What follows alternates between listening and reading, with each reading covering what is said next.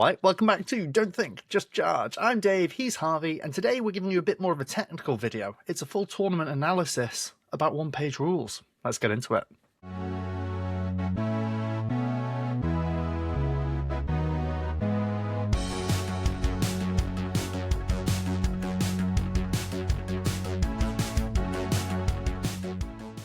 So one of the questions that we do get quite a lot is, how do you do your analysis?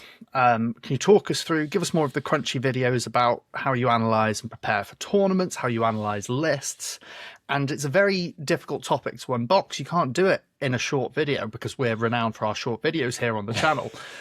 But thank you to Iron Biscuit, who is one of the co-leaders of the North Carolina OPR group, who has sent us through the details of a tournament that North Carolina OPR hosted recently. It was a 4-round game, took part over in America with 8 players.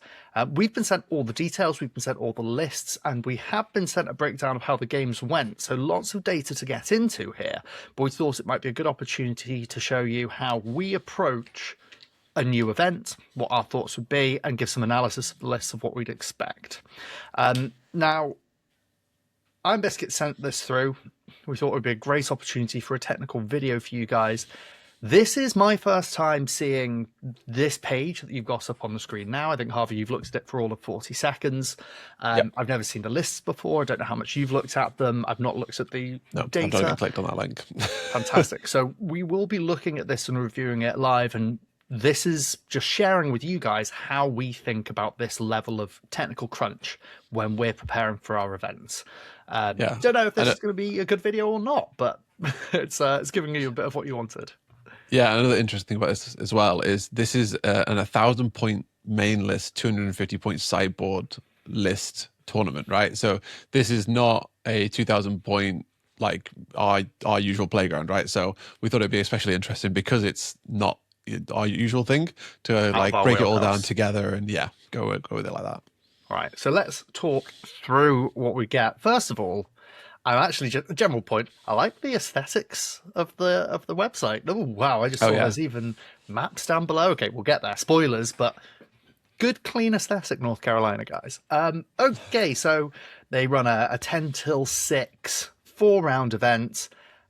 Game 1. So you're writing and flagging here. 1,000 points plus a 250 sideboard. What is a sideboard? We'll come on to discuss that in a moment. You're given an hour per game. That's about right for 1,000 points. I presume this is going to be... Oh, okay, so it's either Age of Fantasy or Grimdark Future. That's fine. That will bounce out quite nicely. Grimdark Future, I'd imagine the list building is more restrictive and very difficult at 1,000 points. Age of Fantasy, I find quite restrictive at 1,000 points as it is. I think it's really good and challenging. But Grimdark Future is going to be really tricky, so I'm interested to see where that goes. I think it is. I think it's 1,250 total, though. I think the of course, sorry, it will be 1,250. Yes. Yeah. So, and just already, I'm thinking I would expect melee armies to be the only Grimdark Future armies we see doing well here, right? I think any shooting Grimdark Future army is already going to be costed out of it by 1,250 points being not enough for that, really. Especially if you're using a 250-point sideboard, which means you've got like a weird parcel of 250 points of your list, like sectioned away that you can't spend maybe as efficiently as you'd want. So I don't know what lists were played in this, but I think at the very least, I'd expect to see AOF or melee-based Grimdark Future lists already be at the top here. Alien Hives. I'm thinking. What else am I thinking? I don't even think I'm thinking about Battle Brothers at this point. Maybe no, I think Battle Brothers is too hybrid. Yeah. Things like that. I mean, I'm already looking at this and thinking I want to check out the missions, because if I was doing prep for this, I'd be quite keen on Wood Elves. They love it when people are bringing low defense values. I'm not expecting to see Custodians. I'm not, obviously no Titan Lords. I'd be excited to see some Demons here. I'd love to see Demons is where I was going to go to next. Yeah, probably like maybe a Plague Demons army could be quite good. Vampiric Undead. That's where my basically head any is. fantasy list, Basically any good fantasy list, yeah. I want to see Dark Elves. Bring me the Dark Elves. Come on. Let's go. Top 3, Dark Elf. Rule set, basic rules, only using additionally advanced actions from the advanced rules. Because of OPR copyright, we can't put those up on the screen, but we can talk through what we do know about those. as we get into it. That again, it's an extra level of crunch here. Sideboard plus advanced actions, so that's quite interesting. Yep. The advanced actions in general just tend to be like ways of enhancing the advancing of the game, really, right? You have like move forward slower but harder to hit stuff. So yeah, they're not huge changes to the game. I think the biggest one is you can basically shoot and force morale checks.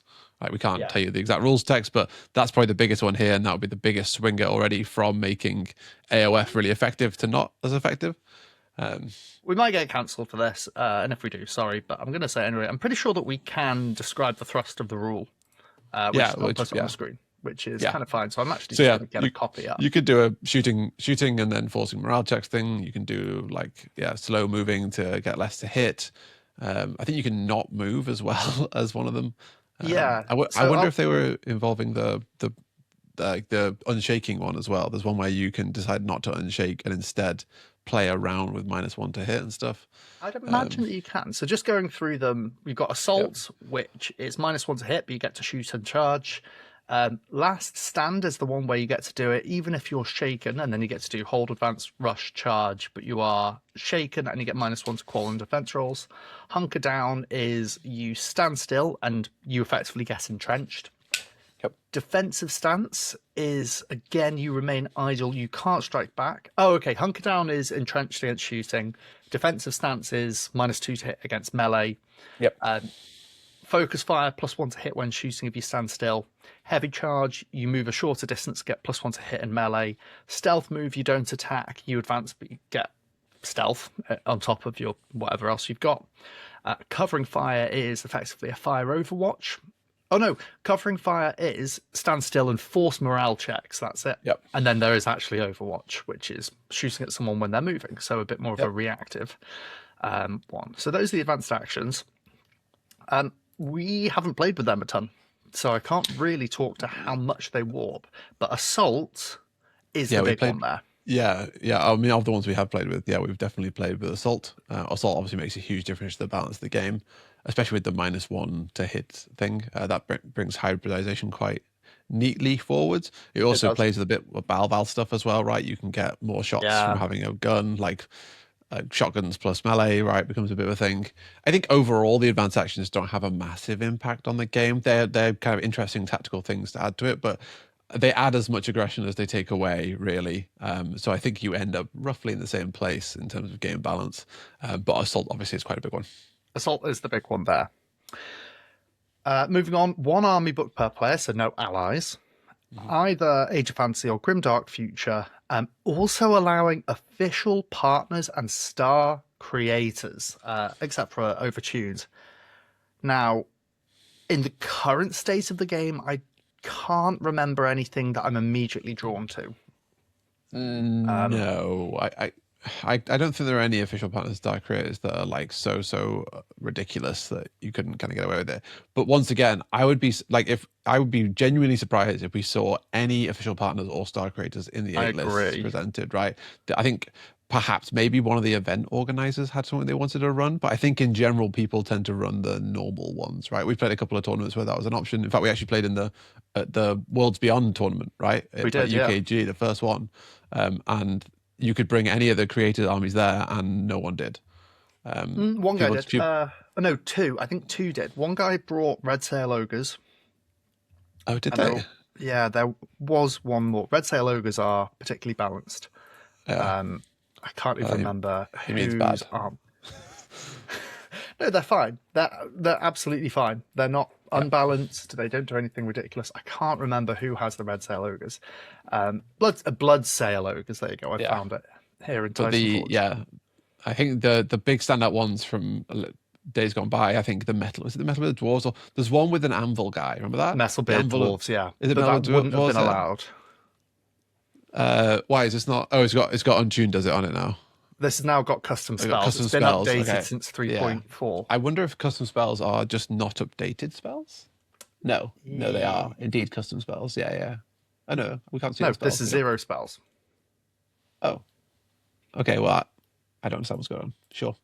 Either way, there's ones like this where you can get like a anvil thing that can get like 1,000,000 plus to hit with indirect, and you can buff it with AP, and it kills everything. Anvil of Doom. Yes, this thing with 24 attacks, and it's entrenched, immobile, fucking everything. And it was this. Yeah. You can stack upgrade with any, right? And this is where there was a comment in our last video about using creator and community videos, creator and community army books. You can stack rules without limitation. And so the ability to give this thing hitting on 2-ups, and clearly there's a costing issue because that's apparently free to give it reliable when shooting. Unless that gives it +1. Ancient Tunnels is probably ambush, right? Where's this? Yeah, ambush. Yeah. Electroshock, so what's that? Indirect when shooting, so stand still and get -1 to hit. Well, this thing's 18 inches hitting you on 2, so that's pretty great. It's and immobile AP1 as well, when shooting, right? Yeah. So, and then you can get, or you can get interesting, or you can just get +1 to hit. Oh, this +1 to hit is also broken because this is relentless. It's surge, that's what it is. Yeah. So you can have hitting on a 2-up, and then for 55 points more, it's 24 attacks of also exploding 6s. So that is a quality of 1-up. You expect to hit 24 hits with that thing. Yeah. So this thing's pretty cracked, and that's the stuff you can do with creator books, right? Yeah. So, but I would be surprised if we see any of those in the actual list. So let's continue on. Yeah. Scoring type. When you've got progressive, 1 VP per objective per turn. Okay, we're familiar with that. Or standard, 1 VP per objective held at the end of the game. That's the base game. So that tells me that we're expecting to see at least 1 mission with progressive. Immediately I'm thinking about scout. I'm devaluing ambush. We'll see what the weighting is. Already my OPR senses are tingling. I see the word turn, and I need to correct it to round. Good. Because, good 1 VP per turn. One, it's something that actually Tano told us about, right? I believe. He did, he picked up on it because we kept saying turn, and he was like, when do you say turn? Do you mean round? Because in OPR there are 4 rounds, and a turn is like I go, which is my activation. So if you're getting 1 VP per objective per turn, it would be a very different game. You start progressive, but we can assume round there. This will be a 1250 point tournament. There we go. A main list of 1,000 points. And here's how the sideboard works. You bring 3 additional lists of 250 points, which are sideboards, official army books. For the main army force, you use force organization, but for the 250, you don't have force org. There's no narrative heroes. And then you only use 1 book for list building. I will expand on that with how I am quite sure that the sideboard will work, which is down here.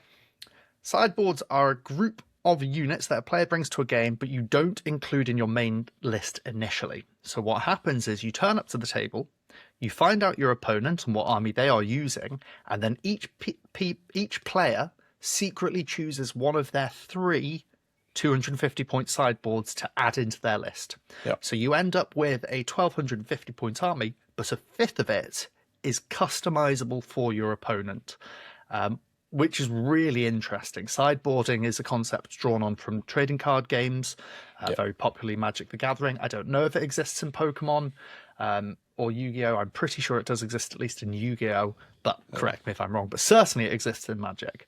And we've not yet played an event with sideboarding, but it does sound very interesting. It's just a lot of preparation. Yeah, the prep's a huge thing that pulls people away from sideboarding, isn't it? And it makes sense here because 1,000 points is half an army, and then you add 750 points on. That's most of the rest of the other half of the army. So people will have the minis for this already, right? Yeah. So it's kind of an interesting test bed for doing a bit of sideboarding stuff.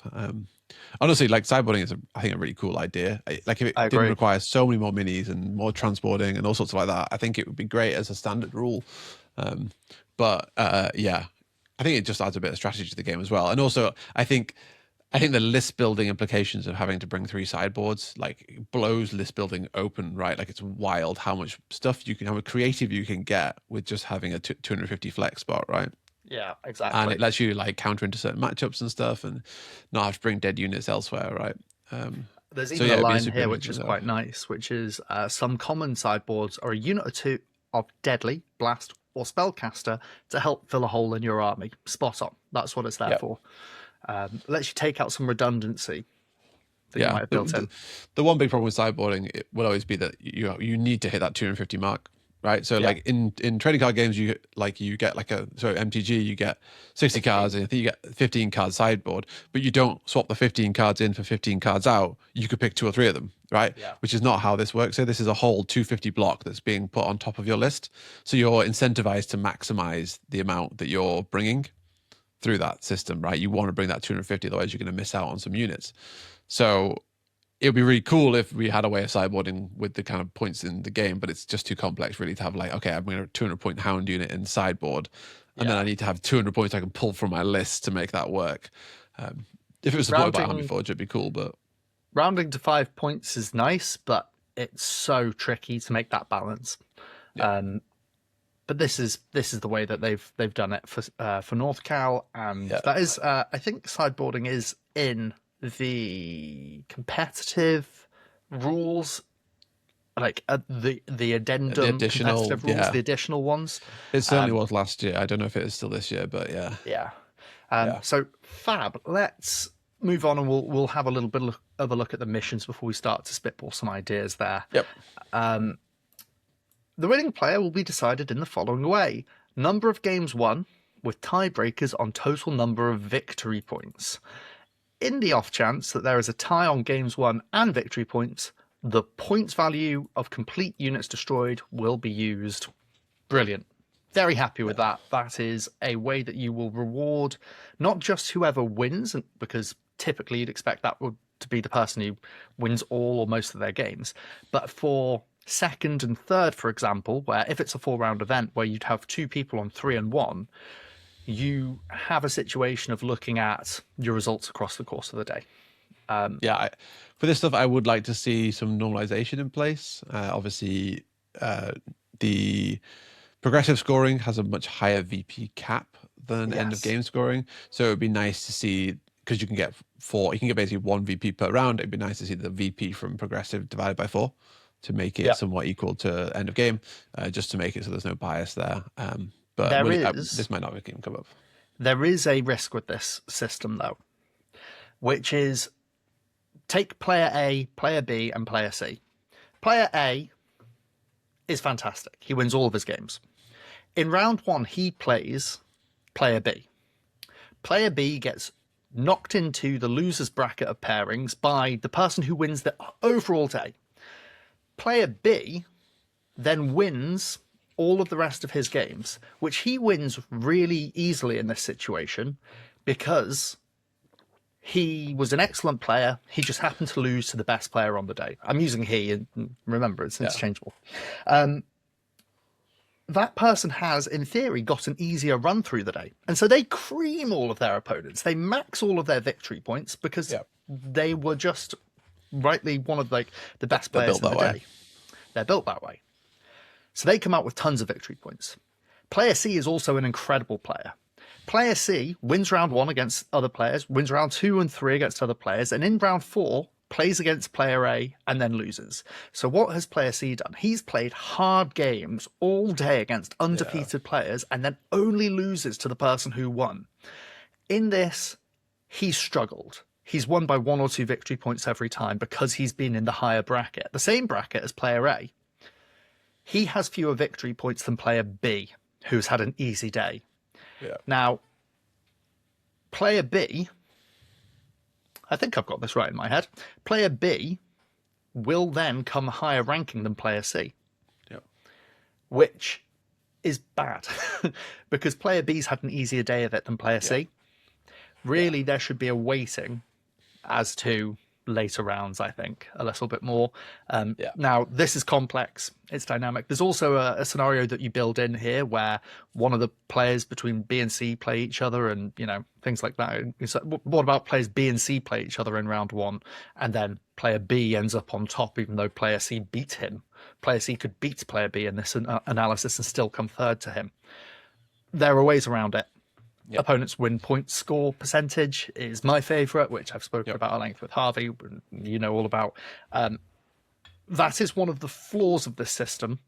I'm not going to dwell on it for too long. Harvey, do you have any input on that point? No, I mean I agree on the opponent win score. I think it's more fair. You basically just go through and go like, okay, well, how many wins did my opponents get? How many wins did your opponents get? And you add them up, and whoever get the highest one is a tiebreaker. One of the things about basing things on VP, which I think is fine. The problem is with VP is it's completely a valid thing to play to win by 1 VP, right? Like win-loss is really what matters. And making it also about VP shuts down some playstyles, right? People who like to play slower, right? Or like do more movement and stuff like that, or maybe sacrifice points for more like killing and stuff like that. I think you can sometimes shaft those players a little bit if they're playing a little more of a cagey match. But yeah, I mean, ultimately, it very rarely comes up in these kind of events anyway. So it is for tiebreakers. It's literally every so often someone will be disappointed by the fact they came third when they thought they'd come second after playing in the final. Yeah, it's basically what it's trying to avoid, our system at least. Brill. We'll move on though. We've got tiebreakers. Good to see. Yep. A double layer of tiebreakers too. Army list requirements, we've kind of gone through that. 1,000 points, sideboard, 250 sideboards, force org for the main force, no narrative heroes, and a single army book. That is fine. Sideboards, I've gone through. The rules, we're using the core and beginner's guide along with the advanced actions from the advanced rules, and how to buy them. Very, very good. Local rules and practices can be found here. Oh my goodness. Oh my. Okay, we have an FAQ. We have all the setups. I'll come on to this in a bit. I'm not sure we even need to go through this. This will be fine. I'm sure a lot of it's very standard. Very good. Army lists, submit them on a Google form. Very good. Scoring, opponents are chosen randomly. And then it's Swiss. Swiss pairing. Let's briefly mention that for people who don't know. A Swiss pairing tournament means that you are playing someone at a similar level to you throughout the day. And how is that done? Round 1, random. Everyone can play anyone. In round 2, only the players who have won in round 1 can play each other. And the players who lost play each other. In round 3, the people on the best scores at the top of the table play each other, and then people lower down play each other. It's a bit tricky if you have 4 rounds and 8 players, as we did here. But in 16 32-player tournaments, this is an excellent system that ensures that you have parity in your pairings throughout the day. Yeah, and another huge advantage of it as well, especially in those big tournaments, is if you lose the first 2 games, you're playing against people at the same skill level as you as well.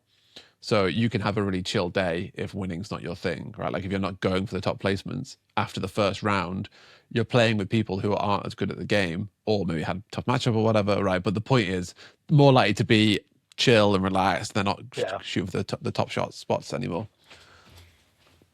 Yeah, as soon as speaking from experience of losing, when you get knocked out and into that lower bracket, everyone is way more chill. Everyone is just like enjoying themselves way more. It's when the beer come out. After round 2 of UKG last year when I lost to you, the double pints happened. The double pints. They sell them in double pints. It's great. 2 matches using progressive, 2 using normal scoring. Good. Bring pen, pencils, notebooks, multiple copies of your army lists, your miniatures, dice, markers, tape measures. Ooh, dice, status markers, and tape measures will be on the table if needed. Very generous. North Carolina. God damn. I hope you're paying attention, Bristol. All right, what's this shit? If you call for a judge, their decision is final. Very good. Playing the game, 4 turns, 60 minutes. Most VP by the end of round 4. Controlling objectives, your control score.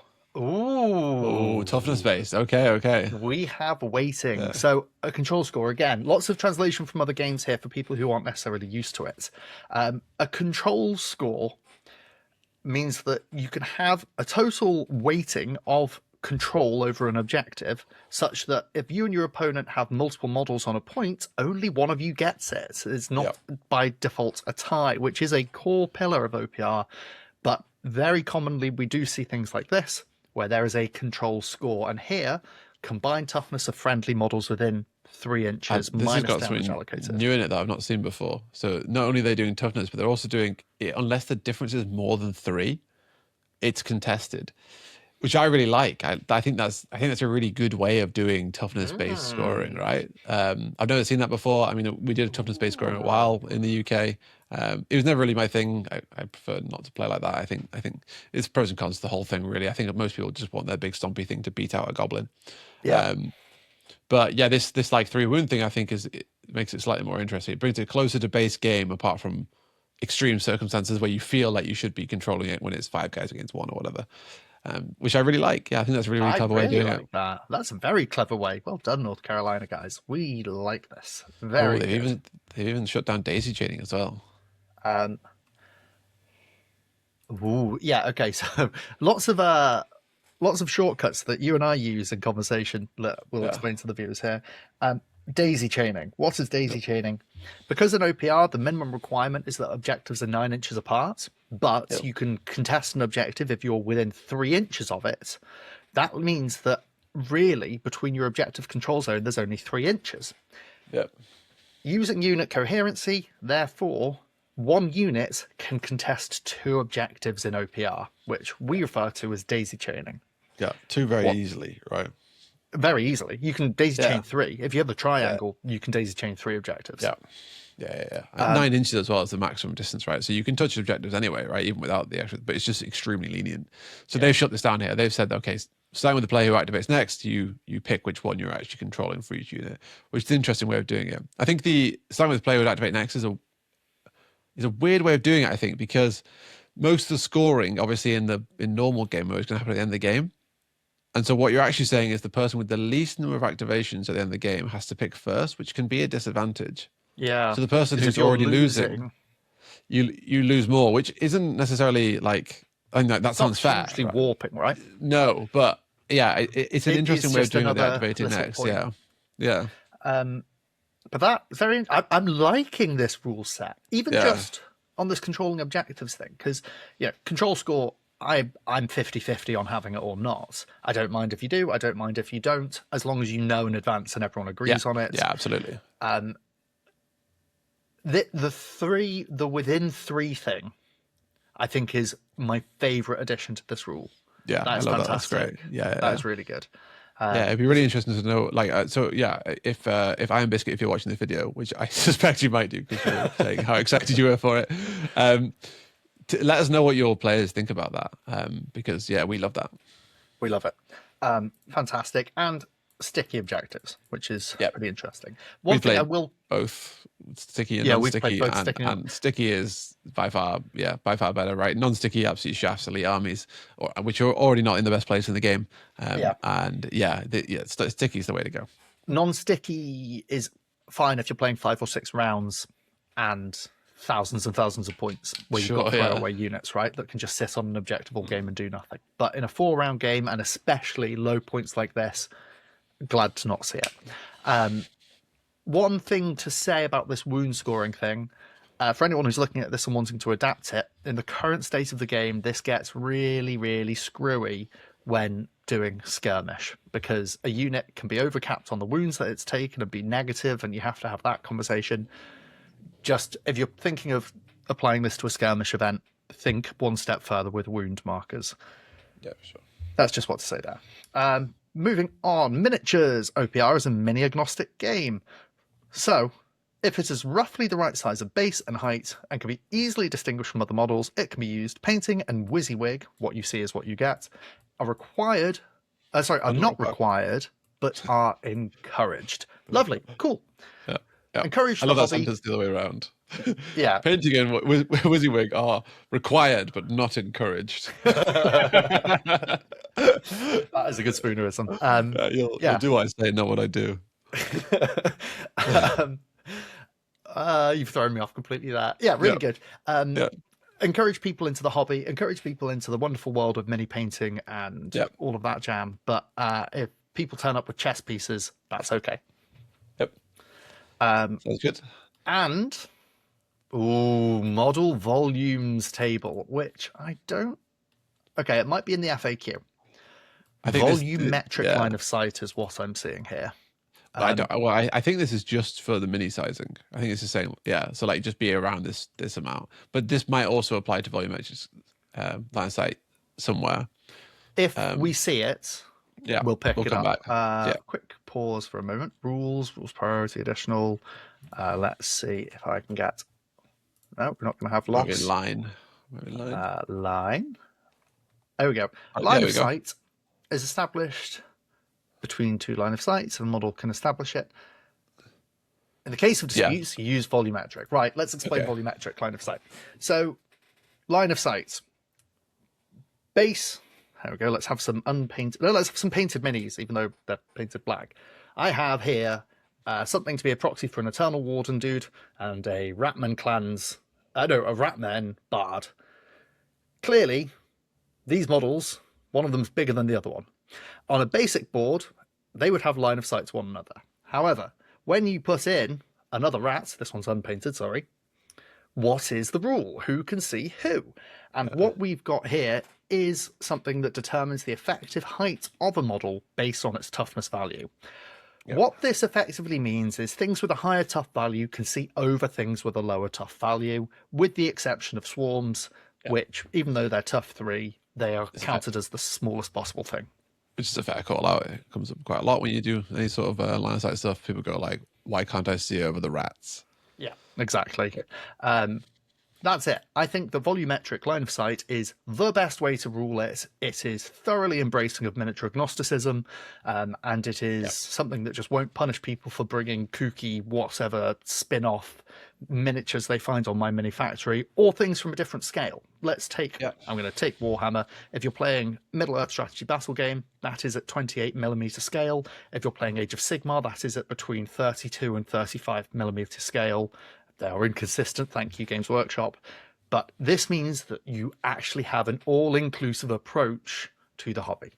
Yep. Fantastic. And paper minis. Yep, of course, paper minis, yeah. Cool. Let's have a look at the setup. This has got layers to it. Yeah. Right. We're on 4x4 boards, but each player has 3 pieces of terrain to set up for themselves. It looks like a 6x6 there on the bottom. It does look like one. The board will be 4x4. Okay. So before deployment, each player sets up 1 piece of difficult or dangerous, 1 piece of cover terrain, and 1 line of sight blocking piece of terrain. Super interesting. Super interesting. So this is a really, really good way of keeping. There's just one board set up this whole tournament, right? All 4 rounds is this exact thing, but because you're placing terrain, you have unique games across the whole thing. So this tournament already, right? So you're playing with like a small amount of points, right, compared to a normal game, but you have the complexity of deploying terrain. You have the complexity of sideboarding, right? Like already you're making a lot of decisions before the game even starts. If this also had non-fixed objectives, it would be completely like giga brain, right? Like if you like placed your terrain and that like knowing where you were going to then place your the objective would be wild. I'd be expecting 30 minutes deployments, 30 minutes gameplay. For sure, yeah. Which would be absolutely insane. So that is so interesting. But it does mean there's only 6 pieces of terrain on a board. Right? Yeah.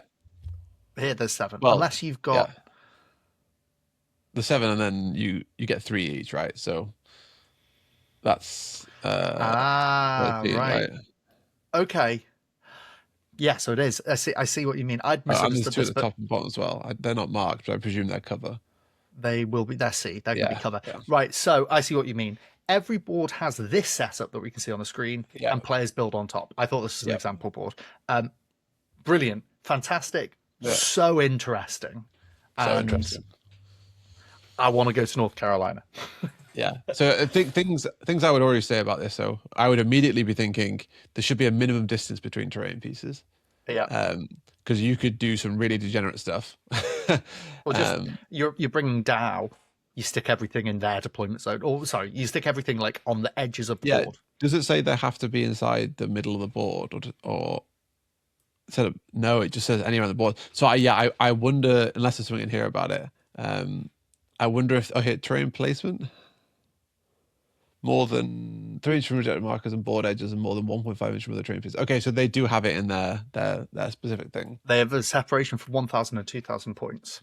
Yeah. And so put the glass that is interesting. I still think that maybe 3 inches from ejected markers fine. You can't place it on top of ejected markers. That's good. But 3 inches from the board edge isn't actually enough to fix the Dow problem we just spoke about, right? Where you just go like I just put shit in the corners. Yeah. But I mean, I guess your opponent can play around that as well. It's very interesting. They're very, very interesting. It'd be super, super cool to see how this went in the day and how much thought people put into it, right? I wonder how many people were just like, whatever, I'll just make the board look symmetrical. How much symmetrical terrain placing do you get? Now that is very interesting. So that is taking us to the bottom of the page here. So we know it. We don't know what the split is between progressive and non-progressive. It's 50-50, I think. We know it's 50-50. Sorry, when I said we don't know the split, I mean I don't know if it's prog, standard, oh, sure, standard, prog, standard, two, and then the other. That would be the only final remaining two. Yeah. That might be in this. I'm going to quickly, we might edit this out, but I'm just going to quickly scan through this because we've got FAQs, which is helpful. I'm going to scan through. Harvey, while I'm scanning through this, reel off your thoughts then. So about the tournament in general, I think, so I mean, my initial impression was that I was expecting to see a lot of melee in this. Placing terrain actually really changes that dynamic because you can place, it was difficult and dangerous to place down, but be able to place difficult terrain down really changes the melee game quite a lot because means you can cut off movements which they would previously have, and then also you can advantageously put down terrain to not block line of sight if you want to for ranged armies. So it does change that slightly.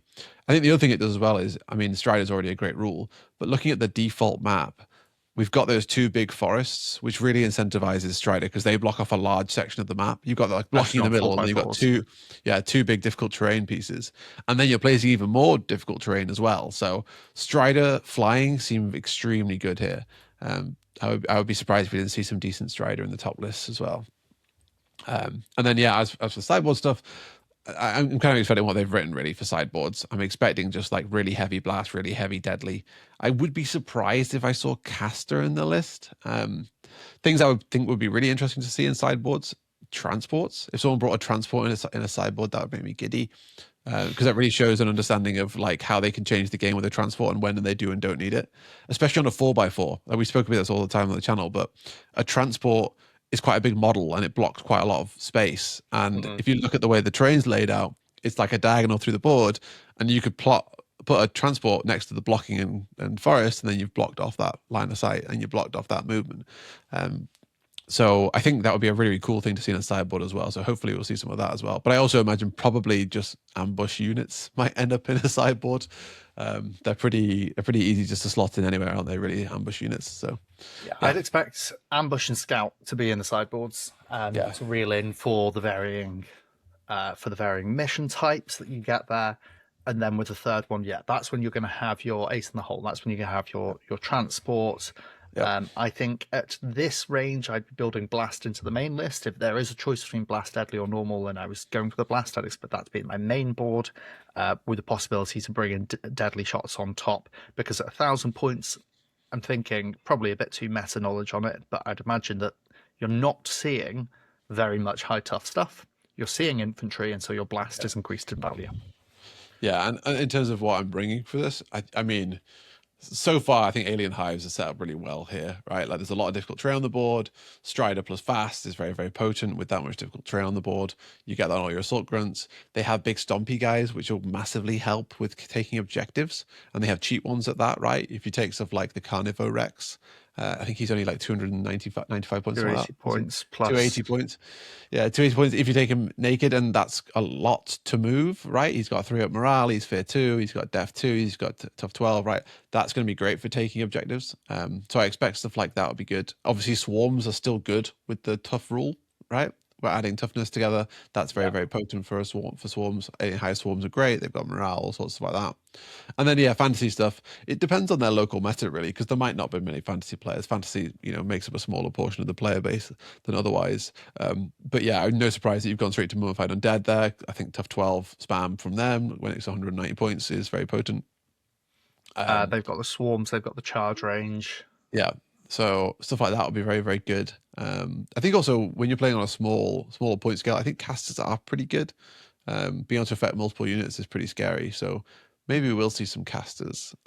But to be honest, like with where things are at, I think like there's nothing particularly about the way the game has been laid out that makes me think that you need a certain army style here. The only thing I would say is the objectives are very spread out. They're about as spread out as they can be on the thing. This is not, it's not that, is it? No. So this section contains preset deployments. That's what can be used. No, so in the tournament they use the specific one they laid out. So that one there. So these objectives are as far apart as they possibly can be without being objective zones. So, and because progressives in this, I'm thinking scout is good here. Scout and ambush, but mostly just scout. Because being able to move your guys up to that middle mark where it's blocking perhaps, and then to control all that space, but then not being able to shoot you or threaten you with anything move forwards, you can charge around the corner. Yeah, I can see scout being great there, especially if you're replacing more terrain as well. I think scout's good because you've got this close forest on all of these maps. And the ability, even on standard game missions, to scout into the middle and control two, with a risk of, if you've got a fast scout, for example, charging off of here, moving out if you're shooting to deny this line of sight, that is going to be quite good, having half the board from a single place. And it's a 4x4 as well. So I think scout can be quite valuable here. For sure. That's all very interesting. Okay, so we've got missions here. We've got, what have we got? Terraforming, extract and fortify. These are just example missions, though. These are example missions. Yeah. I think then, unless I've misunderstood something, I think it's just 2 and 2. Right? It doesn't say what order they're going to be in, but I think I would presume it will be standard prog. Yeah, I mean, I guess it doesn't matter too much, but it doesn't matter too probably much, announced it, right? Yeah, that'd be interesting as well. Just like the TO tells you, you'll know by round 4 what your round 4 one is. But when round 3 is announced, you'll know what round 4 is. But if the TO doesn't tell you the order on the day and says, right, you're going to get this one is flip a coin, this is standard. Flip a coin, this is prog, whatever. Okay. So that is very interesting. Now, you flagged alien hives. I've flagged mummified undead. We both flagged demons. Ratmen are going to be quite good, I think. Orcs of either variety, I think, will be quite good. Age of Fantasy goblins, I think, could have some legs here. Yeah, they've got lots of scout in them, yeah. Regen could be quite brutal, I'd imagine, in this. Also, I mean, in a low point game, obviously Age of Fantasy gets more of its toys. So maybe even ogres could be seen here, right? They took quite a heavy hit with that army-wide getting more expensive, but yeah, lots of stuff here. But I think it's safe to assume we'll see more GDF than we will do AOF, right? That's just how the game normally goes. I'm expecting it. I'm expecting alien hives at the top. Alien hives are basically always at the top, though, so nothing too surprising there. And then from there, I can see Blessed Sisters doing really well, right? They tend to have quite cheap stuff if you invest in the right place because of that quality quite low. Good flamers, yeah. I mean, relatively cheap deadly because of being a quality 4, but they got the exploding 6s. Defense force, probably a shout. Yeah, human defense force is always solid. Yeah, I can see that. Infected colonies, I could see a good list. Yeah. Relying on your flamers there, and just the fact that your shred army-wide rule is so strong. Yeah. Okay. Yeah. I think Blessed Sisters also have a really good sideboard because of their access to like these hyper specialized units, right? You just bring some support sisters with delete sticks or with flamethrowers, and you're kind of good to go there, right? Celestial Warrior systems, stuff like that, right? So that's a really nice sideboard to have that you can toggle on and off. The Infernal APC being 10 points over being a sideboardable transport. I think HDF looks good here as well, definitely. Yeah, HDF for there. All right, so drum roll, please, as we bring up. I've seen the PDF, so I've seen that a bit of a spoiler for myself, but let's have a look. The army lists on the day. Alien hive straight to the top. I hope you get to see the sideboards. This is wait, scroll back up. This is basically what I said, right? Yeah. I said Assault Grunts would be good here, Carnivo Rex. I mean, yeah, and then just the rest of the flying strider. There's Regen, right? Wind Grunts. Now we don't know what the results are based off this. This isn't in an order, is it? These are just the lists submitted, right? I presume A is first because A is first. No idea. Tann's Bruderken. Oh, that's Beastman. Interesting. Okay. But already, I don't see their list. Alien Hives is one list. Passive sideboard, speed core sideboard, night core sideboard. Okay. Love that. Blessed Hey, some Sisters. Blessed Yeah. Sisters, okay. What's this one? Blood This is Battle Battle Brothers. With an artillery gun is very brave. That is a very brave thing to have on a 4x4. Oh my god! But if you especially get with placeable terrain. Oh my god! With placeable terrain as well. Havoc Warriors. Okay. Okay, so that's already got 250s in it. Yeah. This has got 2 of the minute. Right. Okay. So we'll come on to that. Was that? I presume that's fantasy. Yeah. Musician Sergeant. Yeah. John Ends. Plague Bros. Okay. This is a very small 4 list. units, my you word. can have 5, right? I would be capping out activations every time here for every sure. time. This you have to cap out activations at 1,250 points. Ratman Fantasy, very good. No Swarms, So, which is lots of interesting strong to see. lists here. Oh, the overtuned cannon, love that. He's a believer. Look at that. Yeah. just making that comment about artillery, but a 65 point artillery piece. I really hope that artillery got to play against the other artillery and they just like spawned in front of each other and one killed the other one. War Disciples. So War Disciples, I think, is fantasy. Yeah, here we go. So yeah, it's a lot more fantasy than I was expecting. And I don't know how many. I haven't been counting. That's it. Okay. Yeah. Okay, so let's go through them then. Let's go. Alien Hives already. This is a great list. The Rapid one thing I would say on soul snatchers. Oh, that's we've got Scout, we've got Fast, we've got Strider. Ambush flying with the wing grunts is kind of cool, right? Like I said, ambush is nice, and you can just not deploy them in ambush. And then Carnivore Rex with regen, of course, and a breath attack, which is an upgrade I basically never see. Yeah, you lose a Razor Claw to take that. Super interesting. But yeah, I mean so they've got serrated claw upgrades, which is great. I would be going doubled up serrated claw upgrades. I'd try and find a place to find that in the list. Yeah. I mean, I would actually be surprised that if rapid charge aura made a difference when you have Scout and Fast already. I wonder how much that actually got used. You didn't play in the tournament. So the tournament I ran had 3 rounds of 1,000 points, and people were saying how brutal it was when someone alpha striked a whole activation off the board, and this is what that unit can do, right? It can just so easily go in and pop somebody. But I would be running Furious Aura, right? Isn't that an Alien Hives thing? I think they get Furious Aura. I will double check. Because I think you can. Yeah, I think you're right. Yeah, which is probably even cheaper. It's 10 points more. Oh, it's 10 points more. Okay, fair enough then. But yeah, I mean, I guess in terms of things going on here, I mean, there is one mistake in this list to be really brutal, which is he's 5 points under, and so he's missing a 5-point upgrade on one of his assault guns. That's true. That's could have had a blast claw. I mean, piercing growth is a weird thing to include when you've got the AP4 in there as well, I guess. I don't hate it though. No, I don't hate it either. But I can see this list being extremely potent already, right? And there's a couple of things here and there that I would change probably just to make it a bit more aggressive. But yeah, already off to a flying start. I think surely this is a winning list. Lovely sideboard here. The deadly shooter grunts. Yeah, shooter grunts is So I mean, ambush, right? 2 units though in the sideboard is no ambush, lot, right? Oh, sorry, shooter grunts. Yeah, not wing grunts. It's wing grunts, and there's a unit of those already in the main board here. So these guys are agile as well. So he's gone for the extra. Is it agile 2 inches or 1 inch? 1 inch extra advancement shooting. That's interesting. And then shooter grunts with blast. Okay, the exact same. Okay. But there's the call out, right? Deadly blast, and then number 3. Whoever this person, this person, you know what they have? They have 20 painted shooter grunts, and they were bringing shooter grunts regardless of what's going on. I love that. I love that so much. I mean, your comment, right, about people have 2,000 points, that is something that could be done as well. 2 of your sideboards are the same 20 models. Yeah. I mean, you could have 3 of them apparently as well. 3 of them the same model. I love that though. That's so great. Okay, I'm going to criticize. Yeah, really solid. Go on. We might find that Alien Hives won it, right? Because just morale, right? Morale snatches and Carney.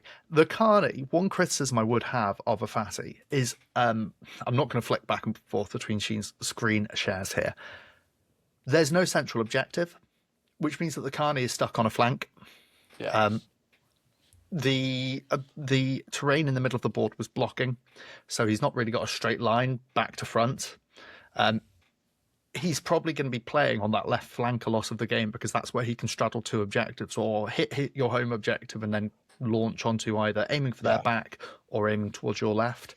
And then that's a lot of points to commit to a flank where then your opponent can try and wipe out everything else. Now, that is then 40 bodies that they've got to get through before the Soul Snatchers, which could be quite tricky, but there is the possibility of that happening here. Yeah, no, I can 50 bodies. Oh yeah, no, this is a thick boy list. Yeah, I can see more that wounds totally than right. most 2,000 point Grimdark Future lists. Very probable that your opponent could place. I don't know how big the difficult terrain pieces they're placing are, but I could see placing difficult and dangerous around that left objective to give the Carnivore Rex nowhere to go apart from its home objective, because going right is equally as difficult because it has to walk through the trees. But yeah, I think I mean, already this has got the things in it I think are right. The list I don't think is absolutely perfect. I mean, the sideboards clearly are perfect. That's the best. That's already so great. But yeah, this is very potent.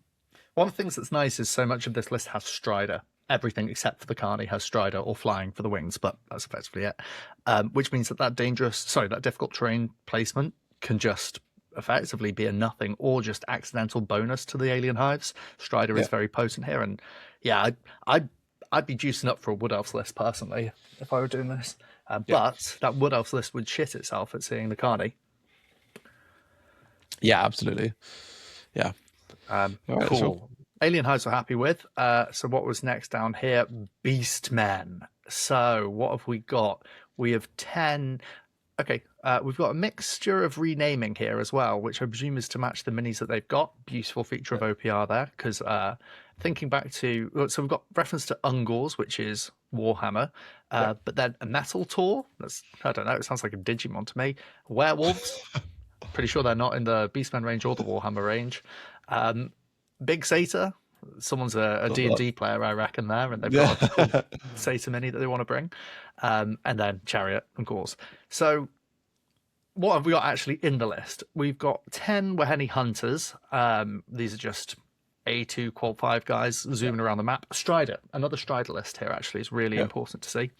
We've got a Piercing Assault or a Beast Lord attached to the Gors, the Indoli Warriors, which are A2 Qual 4. So that's quite a nice little charging unit there, with Musician, of course. We have an Indoli Beast Lord joined to the Indoli Elites. Now, Indoli Elites, all of them being Melee Slayer A1. I think this guy's played the Carnivore Rex before, and he wants to do something about it. Yeah. I mean, AP4 and reroll sixes is really potent. Yeah, for sure. I mean, it is a bit of a blender unit, but you definitely pay for that, right? Like if it was A2, you'd be money signs in your eyes, right? You'd love it. But these guys don't have an A2 upgrade. They don't have it. Yeah, there's no A2 upgrade for these guys. But it's an interesting unit, right? I feel like Fear 3 is an interesting thing to include in that unit because I like Def 3 is quite a lot of Def. You're paying for that Def, right? So you kind of have to trust in it a bit. And you already have a banner upgrade, so you're 2 up morale. So losing combat doesn't matter that much. So I would like to see that army standard bearer move somewhere else, I think. Yeah. The Indoli Elites can't go to A2, that's it. Yeah, I agree with that. I think Fear 3, what's this? This is a Beast Lord, so that Fear 3 is a 30-point upgrade on a 50-point body. He's not taken any weapon upgrades. I mean, I think you could just get a nicer aura there or put it in something else, maybe. What you can get is a melee evasion aura for very cheap. But yeah, I'd be minded instead to take like another Piercing Assault. Oh no, you don't want another Piercing Assault aura on these Melee Slayer AP2 guys. No, but you could shift it over to some Ungors or something like that instead, right? Yeah, you can put it elsewhere. Because that unit's kind of self-sufficient, right? It doesn't need a hero in it as well. I agree. And 230 points, right? That thing does go off the board. That's a big chunk to lose. Yeah. Mitigate your risk. Okay, let's keep on going through these. We've got more Wahenni Raiders here with the Stealth upgrade and Precision Tag, which is quite nice. Precision Tag is the once per game one, and you can remove markers. Yeah, I really like that upgrade. It does a lot of lifting for a qual 5 list like this. For sure. And a heavy chariot. You've been preaching about heavy chariots and chariots in general and how they juice Val to the max for a tough 6. I will say one criticism I have is unpredictable fighter on something where half of your attacks are impact 4. But points. And I think actually the tough 9 chariots are where I really like. Yeah, they're the best ones. Tough 6 chariots, I think, are in that tough 6 zone where they don't quite beat enough stuff, and they end up a little bit sad all the time. They're not quite got the beans, right? Yeah. But yeah, I guess it's an 120-point little filler. I mean, any predictions for what might be in a sideboard here? I can't really. The Beastman list is such a weird list. Every time I go to it, I was gonna say I don't know enough about it. I mean, I kind of scroll through and go like, all this stuff feels a bit like I don't want it. This is what it genuinely feels like. You've got I think it got some interesting monsters. Hounds and Harpies are nice and cheap and cover objective play. You're right. Hounds go to A2 or they're A1 rending. They're A1 rending, and they can get shred and melee or scouts. A typical kind of Hounds upgrade. Yeah, once again, a weird, and if it was A2, then I'd love that, right? But it kind of, it's strange. You know what I really want to see coming out of the sideboard? I want to see a Wahenny Huntmaster, the hero, the 5/5, on a chariot with caster 3. That's what I want to see out of the sideboard. Yeah, I guess caster wouldn't be bad, yeah. I think what we'll probably see is more chaff. I think very likely. I didn't actually pay attention when we scrolled through it. No, I didn't pay attention. I was just looking at the headlines. Let's see. We have... I was so close to being right. Okay, we have a Wahenny Huntmaster, cast 3, precision tag. This guy's your support bot. He's great. Their spell list, you've got Bestial Boost on the level 1 and -2 morale tests on level 2. So some really nice supporting spells there. Cast 3, of course, you can just rattle off 9 hits on a 4-up, but that's quite risky. And then a unit of Wahenny Hunters, just a good solid unit, 125 points, really. Yep. Yeah. So basically more chaff as said. This is something very similar again. So a chariot and a caster instead. Okay. This one we've got a lewd caster. He's not quite naked, but he's a suggestive caster. Yeah, he's very suggestive. He's all sexy like, and he wants to get charged. And then at 3, we've got double casters. Okay. Why have they got DJ ahead of their names? Please tell me they were DJ minis. DJ Typhon and this one's not even DJ Typhon. This is just Typhon. And then for this one, they're the music board. Nightcore. It's because it's Nightcore. I don't know why it's Nightcore, but DJ and DJ. 5 points of caster. This is my favourite sideboard. This is my favourite sideboard. 5 points of caster, so 1 to throw out the spells and 1 to buff it. 4 loads of precision tags across 2 activations. Stealth on them for a bit of resistance. But this is... probably one of... these are different. This one's got the chaff. This one's got a bit more precision with the chariot. This one's just the best one for supporting and probably the best one overall. Now, the Beastman spellcasting list, I presume that's somewhere on this if you scroll. It should be right here. Here we go. So 9 hits, 2 hits, tear, regen, -1 morale. Yeah, the Beastman spell list, I mean, it's not saying much though, is it? Like in an AOF, it's saying a lot, but if you're against a GDF, I think you're going to struggle. And I think in general, this list probably falls over to that Alien Hives list. I think it's basically a worse version of the Alien Hives list. So, yeah, I mean, I so far, the 2 lists, this is the worst list and the other one's the best list, which is a bit meaningless. But, as we go on, we'll see more. Let's keep going. Exosuit High Sister, one of my favourite units in the game. Brill. So we've got... but this one's loaded out with shooting. I don't love it. I'm far more keen on this as just a stripped back melee monster. Yeah, cheaper. Much cheaper. Celestial High Sister, which currently isn't attached. Remember, you can attach heroes to units during deployment. But a caster 3. This one's caster ambush, so I can see the strategy here. This one's just flying in with 6 tokens round 2 because is the spell list good?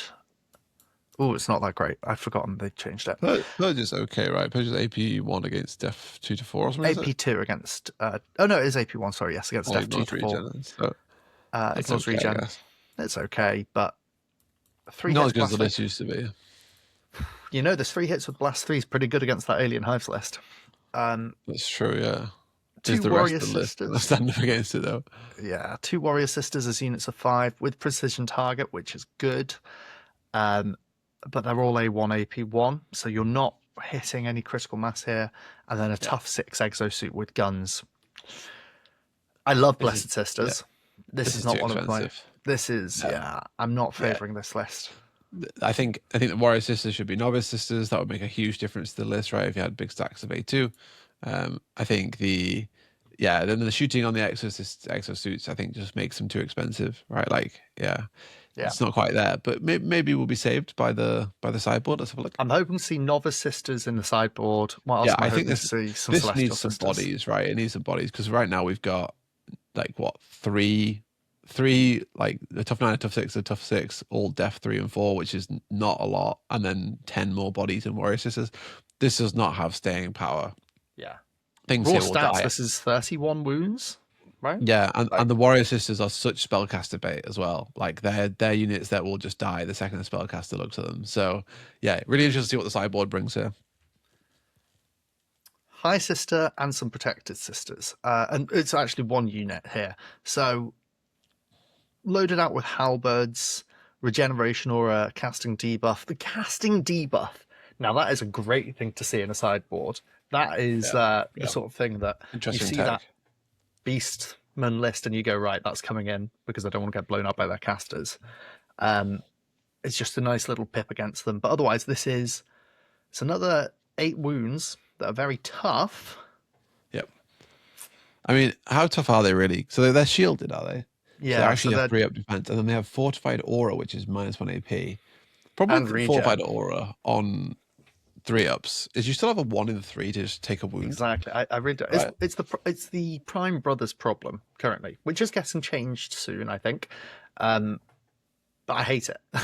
I hate it. It's the Eternal Warden's problem. I hate -1 AP on a def 4 up army because you're still got a 50% chance of failing, and here it's a 3rd chance. And it does make a difference, right? But it doesn't make enough of a difference for it to feel like you're getting what you want from a Fortified Aura. And then regen's nice, I guess, right? This is certainly more durable than the rest of the list, which I think is good. But regen, I'm not bringing this in really. Ones. I'm not excited about this. Oh, and they've only brought one sideboard. They just had the one sideboard. So yeah, I think this list is just missing bodies, and I imagine on the day they probably found that out.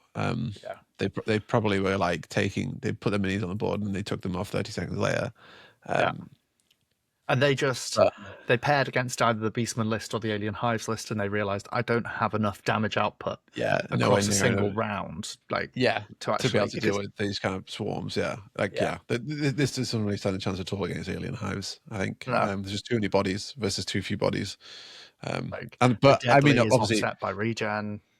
Yeah, when you see a list like this, I can see the minis, right? I can see the cool minis with the big cannons and shit like that. So I do understand it.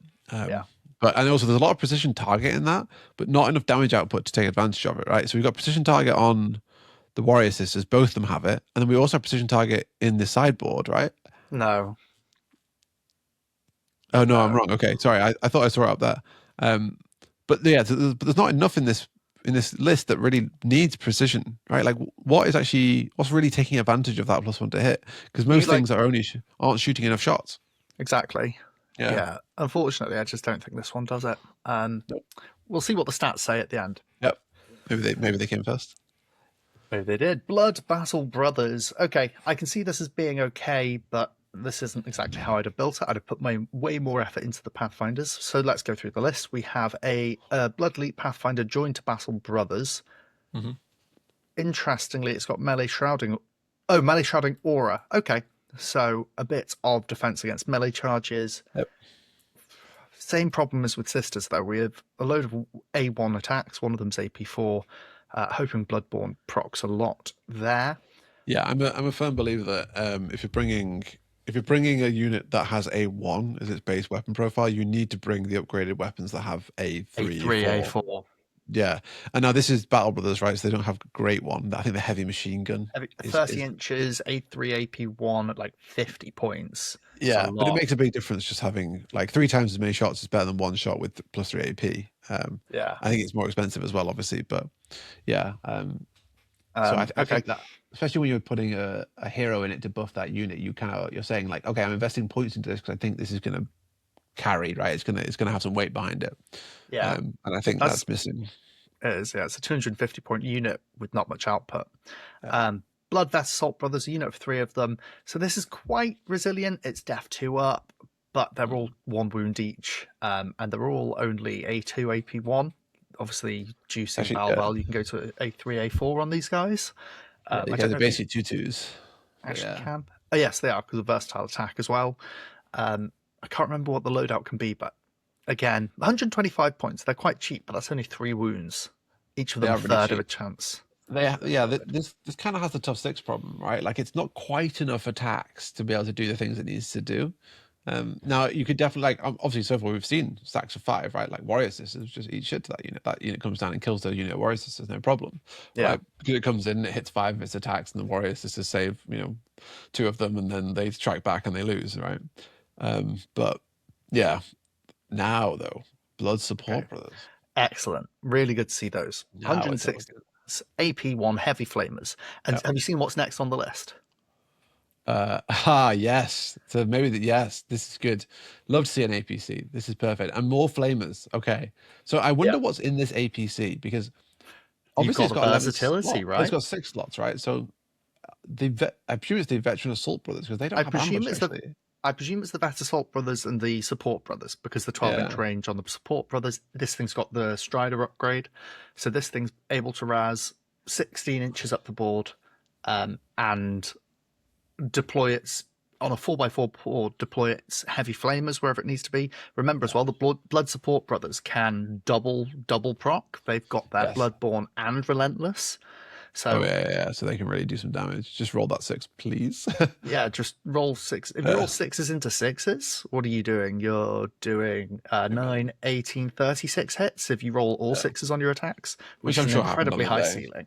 Yeah, absolutely. It's a high ceiling, but on average, I'm sure you are actually juicing like 10 hits probably across every activation, which is great. Now, it's worth knowing. So I obviously, Iron Biscuit messaged me about this stuff, right? And he sent me a bunch of messages, and I tried to ignore the ones, right? But I did see a message saying that I think he's the one playing this list, right? So I think this is Iron Biscuit's list.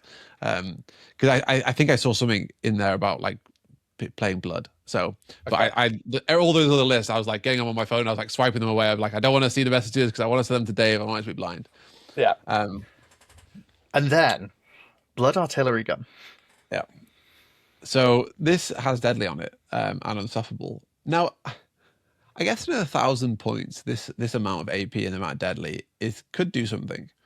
I just think perhaps spending a 5th year list on an artillery piece is probably not the play, especially with the of your list on something which can't contest objectives, because all of the objectives, I'm just going to remind myself, I'm sure all of the objectives are outside of your deployment zone. Placing objectives yourself is you can place them overlapping with your deployment zone, so you can have stuff like this still play the board, but here it can't, obviously.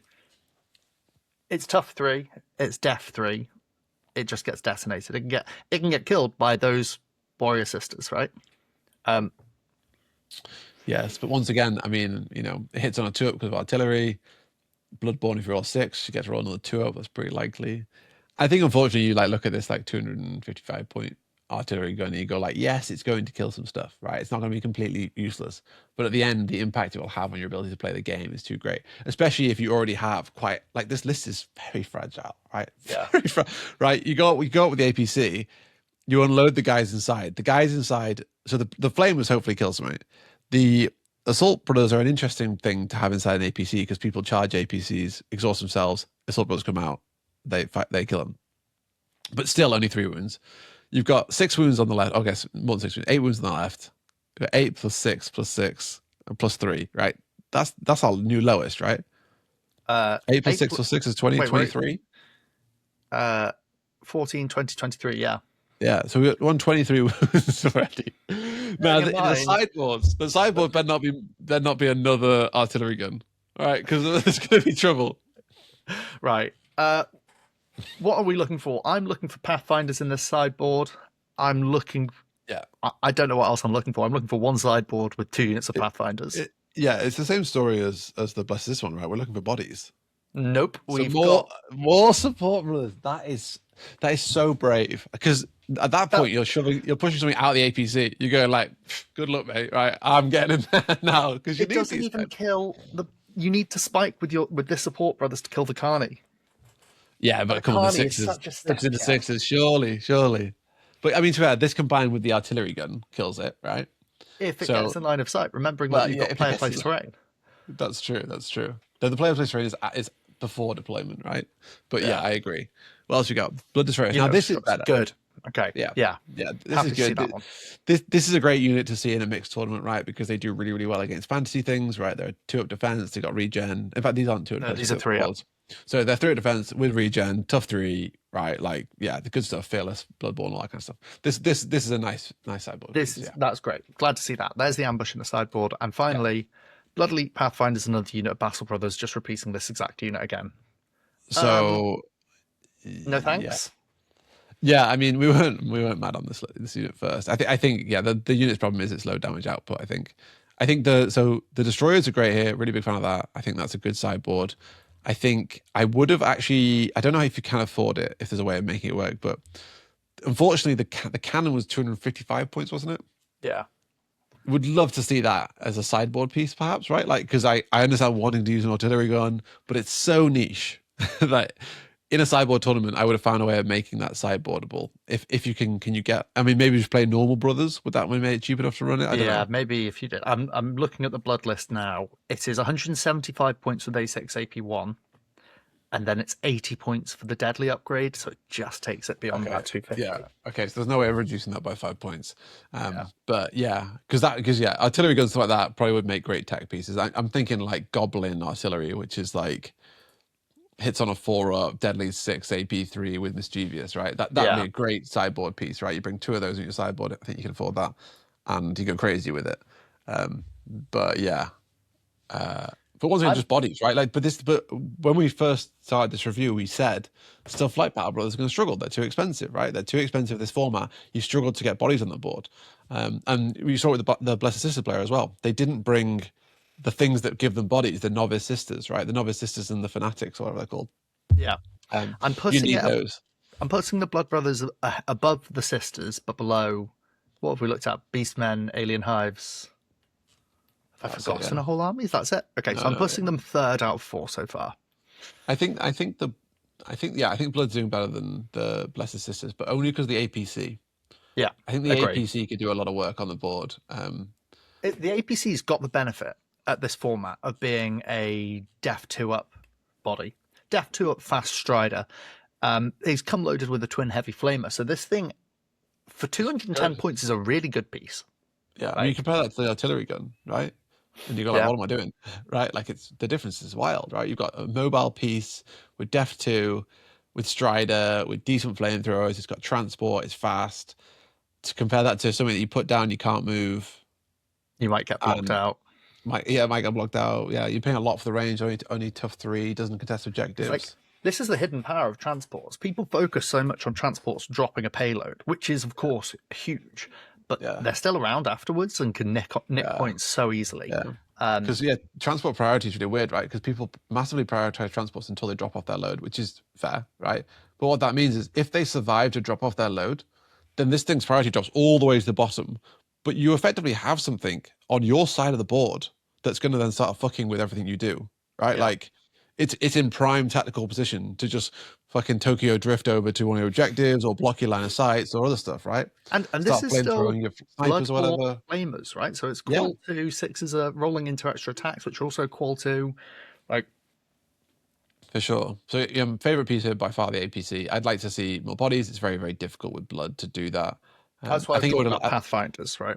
Yeah, I think I would have liked. I mean, I think obviously the artillery gun going would be the best thing here, but a unit of destroyers in this main board and something else in the destroyers place, maybe. I'm happy with the destroyers on the sideboard because I'm just bringing those destroyers on each of the standard games. That's true, actually. Yeah, I forgot there was progressive in here as well. Right, let's get on. So currently about 3rd. Havoc Warriors. Right, let's see. So we have sideboard A, sideboard B, and sideboard C. I love the name. I mean, to be fair, Bob on, right? What you do need from your sideboards is Blast, Deadly, and Bodies. You know, that's it, right? Like, I love that it's called Bodies. Blast, Deadly, and Bodies. Nice. Okay, so we've got 2 Barbarian Raiders, Scout, full Banner Sergeant Command. Interesting. No musician. Versa Defense Aura, a A1, AP1, we're base Havoc Warriors, so we are Havoc bound, which is removing Shake It. No, AP. Extra AP, yeah. So I think these guys can get A2, I think, Barbarian Raiders. They've gone for a cheaper version of them here. Can they not? Dave find checks out. his brain. No, they can't. Good. Okay. Otherwise, I'd be bringing Havoc Brothers to UKGA. Sorry, yeah. Where we normally use these is with a caster, isn't it? Scout casters yes. inside these. Yeah, very good. Yeah. Scout casters with a Blaze of Wounds and a Musician upgrade. Self defense, alright, yeah. Yeah, so, but they're still good. Very good at 145 points. Yep. I'd like them to be a little better at that price point, but let's see. A2, AP1. Good bodies, though. Havoc already, right? Yeah, very good bodies. Already we're good for the bodies. We're already at nearly as many wounds as the Blood Brothers list. Yeah, which is wild, right? That's 2 units. And the Blood Brothers list doesn't have the firepower to even chew through this stuff. No, it doesn't. Right, okay. So Warriors. These guys are great. You give them a Musician, yes. Full command. Don't know about that banner. You're already call 3 up. And when you're losing enough wounds to be making morale checks, let it go. You've probably even killed the banner already. They're probably dead. Yeah. You've lost 3 upgrades. I will say banner's 5 points, right? Like, yeah, it's 5 points. Modern banner being 5 points is basically not to take on every unit. But yeah, old 10 point, 15 point banner, whatever it used to be. Yeah. Yeah. But I love a unit of Warriors. 3/3, A2. That's my jam. Havoc Furies. These guys don't have scouts. I thought they did. Maybe it's coming. But 5/5s, A2 rending, 10 of them, 140 points flying. When we've got quite dense boards, nice. I think Harpies tend to have scout. That's what I'm thinking about. Yeah, I don't know if these Furies have got them. Now, we have got a great piece here. If we like the Carney, this is 4/3, so it's not a 4/2, which is the Carnivore Rex, and it doesn't have regen. But what it has got is AP1 when charging, Furious, load of rending to ignore the regen, so you might try and pip it toe-to-toe with the Carney. Dangerous terrain debuff, which in the current rendition of the game will just do lovely little chip damage over the course of the game. You don't need line of sight for it. It's got a huge range on a 4x4 board. Nice.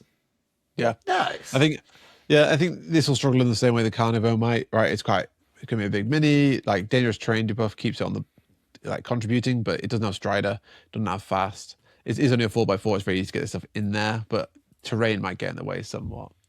And then in terms of the stuff that we've got in sideboards, we have 2 units of artillery, which, I mean, you guys, North Carolina, they love their artillery. They love their artillery, right? You know, I wonder if this is the other leader of the North Carolina group. I wonder if there's just these 2 guys and they just buzz off artillery and are just trying to find a game that they can run their artillery in. And then they found OPR. They were like, oh my God, I can bring all my artillery. Like, it doesn't matter what universe it's from. But yeah, I mean, her indirect is quite scary with the ranges they've got. Yes. This is obviously a lot better than the artillery we've just seen. It's a classic artillery thing, really, right? Like, you don't really want to be paying for defense because if someone starts looking at it, it's probably going to die. So I think these artillery pieces are okay. I question if, once again, they're worth it because they can't contest objectives. If there's a way of contesting objectives, then yes. Dangerous terrain debuff on one of them, the blast one, is quite awkward to use because you probably want this thing, because it can't contest objectives, so it might as well be at the back of the board, nice and far away. So if your opponent wants to deal with it, then they outrange themselves. So having a dangerous terrain debuff on that feels like counter synergy. Maybe it was just spending the points, I'd imagine. But you could have probably, for that 35-point upgrade, because you've got a scout hero. Yeah, you could have got a Barbie champion. Interesting. Barbie champ. Barbie. Okay. And then the bodies list is it's bodies, right? I think that's probably the most effective one there, right? I would say that the whole list starts to struggle against anything with defense. Well, I mean, these Barbie Raiders have got Furious AP2 charges. That is true, yeah, but they are still quality 5. So sometimes you just charge in and do nothing. Yeah, need it. But yeah, I think so. Where do we place this list in terms of what we've seen so far? I think this is better than Sisters. I think just for bodies alone, right? Like in the base list, even without the bodies side list, I think this is coming up above both Blood Brothers and Sisters. Yeah. Yeah, so I can see so far we're looking at like alien hives and then beastmen in this list. I think this list pips beastmen. I think this list pips beastmen. Yeah. So I think so far this is second for us. Yeah, I'd agree. This is currently second. It's got a bit more versatility. It's got a bit more AP. Havoc Bound is doing a lot of work here. Yeah, don't underestimate Versatile Defense Aura as well. One of those things that can kind of like surprise when your games, right? When your opponent just can't simply roll the 5-up that you forced them to roll, right? And stuff like that. Yeah. Okay. Plague Bros. I keep reading John N. As Jungle. I keep reading as John and Plague. Like John and Plague, yeah. Like the John and Plague brothers, like they have a pizzeria, right? Like this is like the it'd be like a TikTok of a plague demon and some guy called John, running a pizzeria, right? I'm like John. I came John's like hard of sight, and is that what it's called? Hard of sight, bad sight, whatever it's called, and he's not noticed that the guy is a plague demon. Right? He just thinks he's like a bit fat, and he's not really kind of figured it out. That's the vibes I get from John and Plague, bro. The new guy smells like he came from the trash dumpsters, but you know what? Like, he loves everyone, so I can't really knock him. He makes a mean pizza. Someone make the TikToks happen. Right, 990 points on a main list. 4 activations. 4 activations. This Plague Drone is good. Let's go through it in order. Yeah. Plague Brothers, 5 of them. 3 heavy rifles, 1 plasma rifle, 1 plasma pistol, Versatef Aura. They're resilient. They're more resilient than the Blood Brothers, for example. 5 shots is the problem here. Yeah, they're missing their shred cannon. Yeah, they're missing their shred. And these guys can get the A4 one, right? Yeah, that'd be massive on this unit. That'd be massive. Yeah, I think I don't know if it's a 40k player thing, but I often see people who I believe come from 40k bring plasma rifles and plasma pistols, and it's something that I've never been drawn to ever. The idea of just 1 attack with a bit of extra AP just doesn't have the same draw for me. Like, I'm always leaning for more attacks over more AP. And also this thing you're highlighting here, the command group thing, right? Where you like have a captain. You have a sergeant, Yeah, which to be honest, has its uses in the game, definitely. There are times where your unit gets charged, everyone dies but one guy, and then he claps back with AP4 and he gets to do something. But I just think for the points, like, that's probably 15 points for that. Like, energy fist, plasma pistol, maybe more, like 20 points. I'd rather have it elsewhere, but this might also be it. No, he's actually got 990 points as well. So I wonder if this is a case of like these 4 units added up to like 930, and he was, I'll just get everything out with as much stuff as I can give it, and I still don't quite make it. Get a hero. Get a hero for that is my problem. But anyway, Plague Destroyers, good to see, but 350 points. You can't put them in the sideboard. But this thing it's the full shooty one. So it's only actually pumping out 10 attacks. Now, here's the Reaper Cannon. This is the thing I was talking about before. That needs to be on the Plague Brothers. Yeah. These Plague Destroyers, ambush with shooting is okay, right? It's not the end of the world.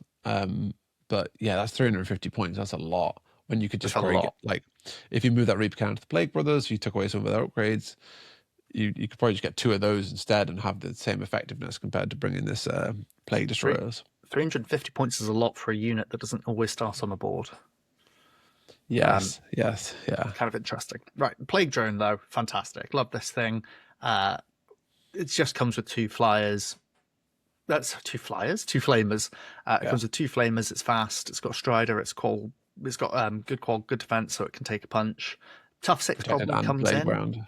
Protected and Playground. So this thing is Protected's -1 AP, no? No, it is a 6+, isn't it? Yeah.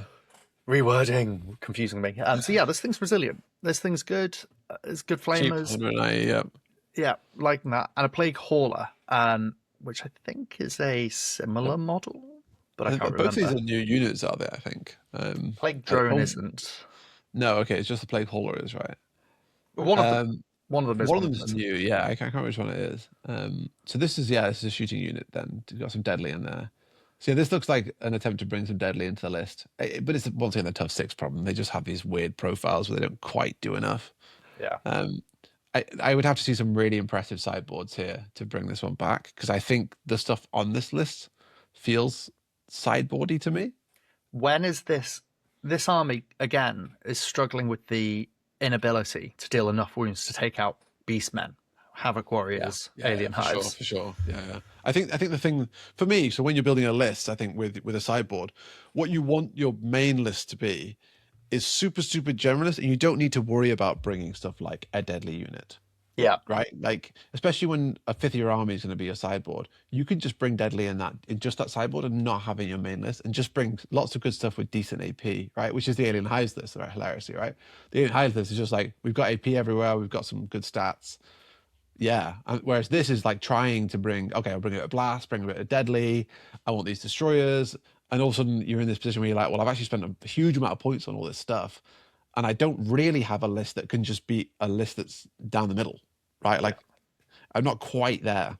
When I'm being skewed out of my core list by something, then I'm feeling a bit more uncomfortable. Yeah. Okay, let's have a look here. We've got an APC. Transport 11. Okay, so Transport what's that 11, though, right? No, I wonder if that's for like progressive games to bring stuff on the board. Bring the destroyers in the APC and bring the destroyers, dump them, right? Yeah, I guess so.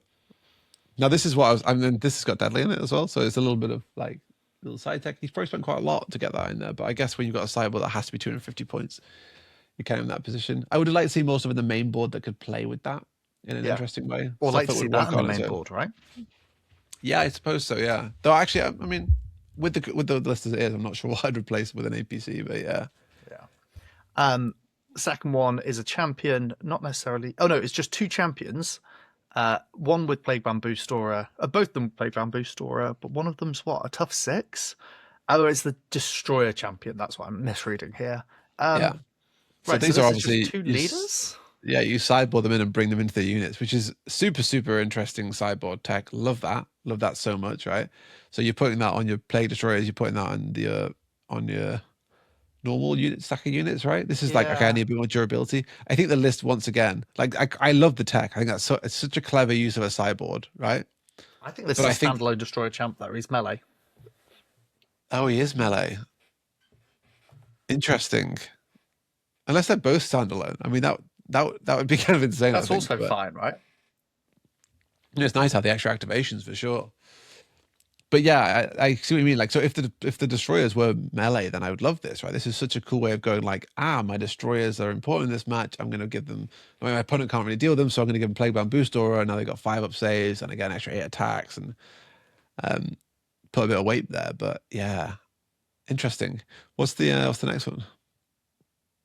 Chosen Plague Brothers with Flamers. Okay. Versatile. These are plague launchers, not flamers, but yeah.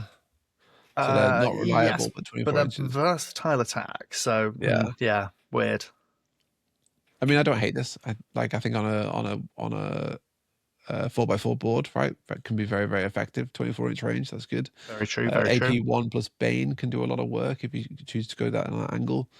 I think versatile defense is an interesting thing to bring in. It's almost something to make up the points, right? But yeah, on a unit like this, it does struggle to get used properly. And again, though, right, this is 3 wounds at def 3 up. If we go back up to the Havoc one, 20 wounds. Yeah, already. Like, yeah. So, yeah. I mean, I imagine probably our final list will basically be like, you order them by the number of wounds, and you're kind of in the right ballpark. Pretty damn close to that, right? It'd be interesting to see if it does play out like that. Let's keep going. I'm putting these guys below Blood. Yeah, I think the Bloodless has got a better chance than that one. Right. This is going straight to the top. My favourites at the moment are the Rats. Don't need to look at it. Let's keep going. No. Right, let's see. 2 units of Warriors. Banner Musician Scurry. Good solid 105 points. A unit of Storm Veterans. This is your AP because they're all AP 3. I don't love Storm Veterans because they're still Qual 4. But they're fearless, so that's all right. 200 points as well, not bad. They're not bad for 10. Already up to 30 wounds here, by the way, just in these 2 units. These 3 units. Yeah, a unit of Night Scouts. Throwing Knives upgrade. I really don't mind that. I think it's a fine upgrade, right? I think. Okay. I mean, Night Scouts are good, right? Evasive Aura. Night Scouts are great.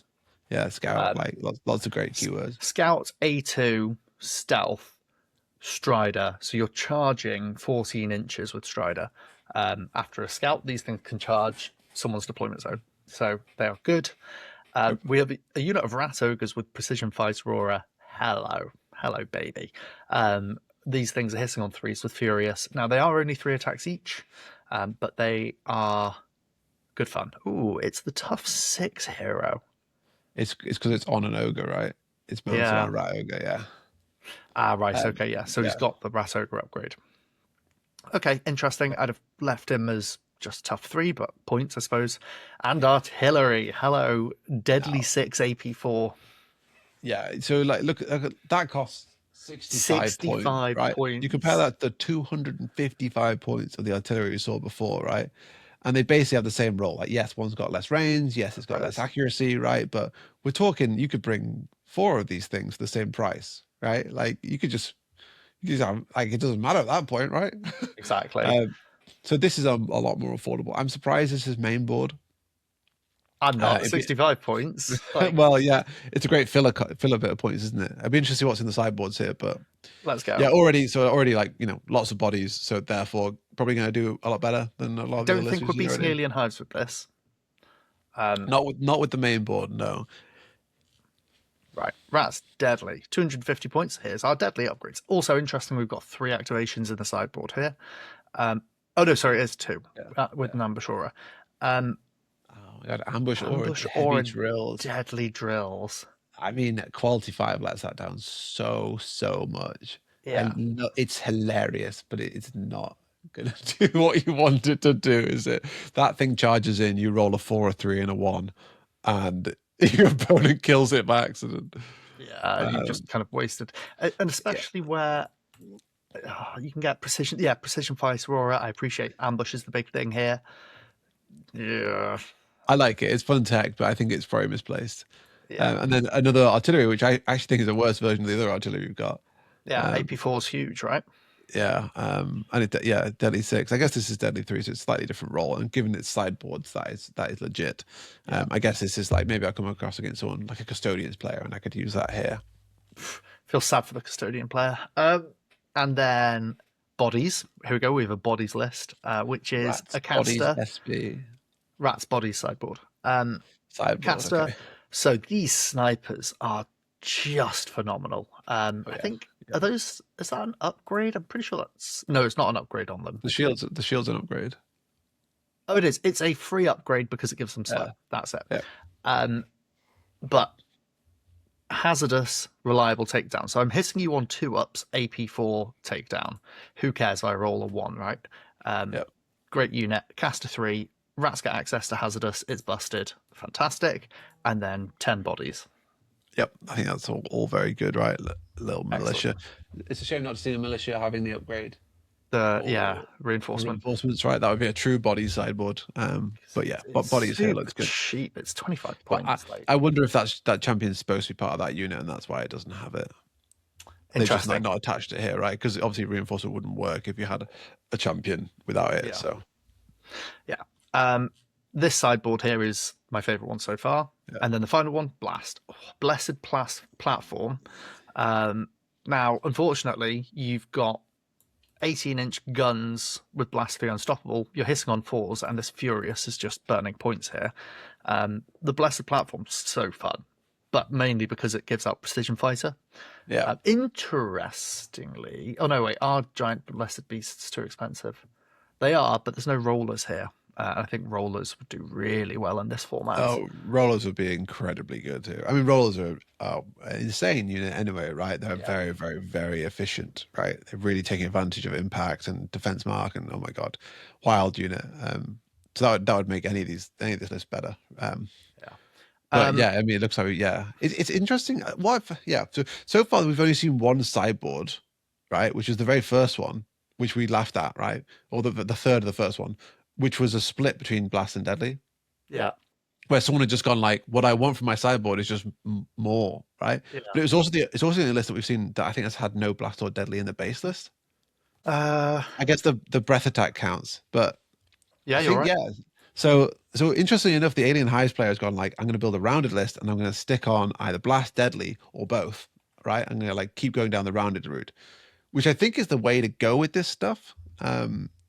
And I think these sideboards that are very, very fixated on one strategy might end up kind of like you end up drawback, right? Well, you might end up being like, all 3 of my sideboards are bad here.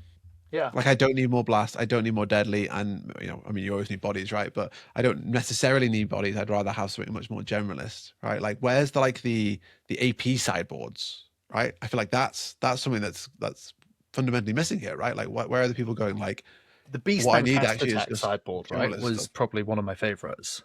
Yeah, because that's kind of like an add more like what you're already doing almost, right? Yeah. I'm not putting this Rats army at the top. No, I think I'm putting it below Beast then. I think this probably crushes the 3 GDF lists. Yes, and I agree. So the Beastman had a chariot that this would kill, and also a slimy beast, didn't it? Right, both of which would suffer against. No, the there were no list. slimy beasts in the Beastman list. I'll put it on the screen for you here. Chariot, werewolves, okay, yeah. 2 units of Waheni, 1 unit of Waheni Raiders, 1 Hunters, Andoli Warriors, and Andoli Elites. Yeah. What was that sideboard again? So the 2 casters. You've got a chariot and a caster. Hunters, casters, Speed Core. This one was called as well. Yeah, and then the 2 casters. Yeah, tough call between those 2. I think I could see either of them doing well, but I think my instinct is say Rats, so I'm going to say Rats did better than Beastman here, because I think Rats, like, having a +2 movement all the time is such a subtle but very strong army wide to have. And yes, the rerolling 6 is going to absolutely mince some of the Rat units, but sometimes it doesn't come down to that, right? Yeah, those scouts are doing a lot of lifting, I think. Yeah. Okay, Maybe the Beastman casting pulls out. I don't know. Either way. Okay, so it's still up there, top 3. Yep. War Disciples. It's going to be hard. This is going to be a good one. War Gore Reavers. This Bloodthirsty Fighter is when the opponent rolls 1s on their defense, you get an extra attack. Is it? Yeah, it is. I am shocked that still exists. I am too. Here it is. Yeah. Oh no, it's just. No, you're in the wrong. No, it's Warbound on the list. Let's go back up. Second rule. There you go. Oh, Bloodthirsty Fighter. Yeah. Here we go. Yes, I was right. Good. It's like a weird predator flip thing. Yeah. I am surprised that rule is still in the game. I agree with you, but it's only on the 2 Wargore units in War Havoc Disciples, so 2 units in fantasy only. So it's fine to be special and unique there. But A2 Warbound, these guys are really good at 110 points. 20 attacks coming out on 5s. So you're hitting a third of them. So what's a third of that? It's about 7 or 8. And then a 6th of those are converting to extra attacks. You can do close to half of your attacks converting to wounds. Yeah, not bad. 110 points, that's pretty solid. 2 units of War Chosen Warriors. This is the A1 versatile attack Warbound, 110 points. So they're still cheap. Death 3, that's okay. I don't love them.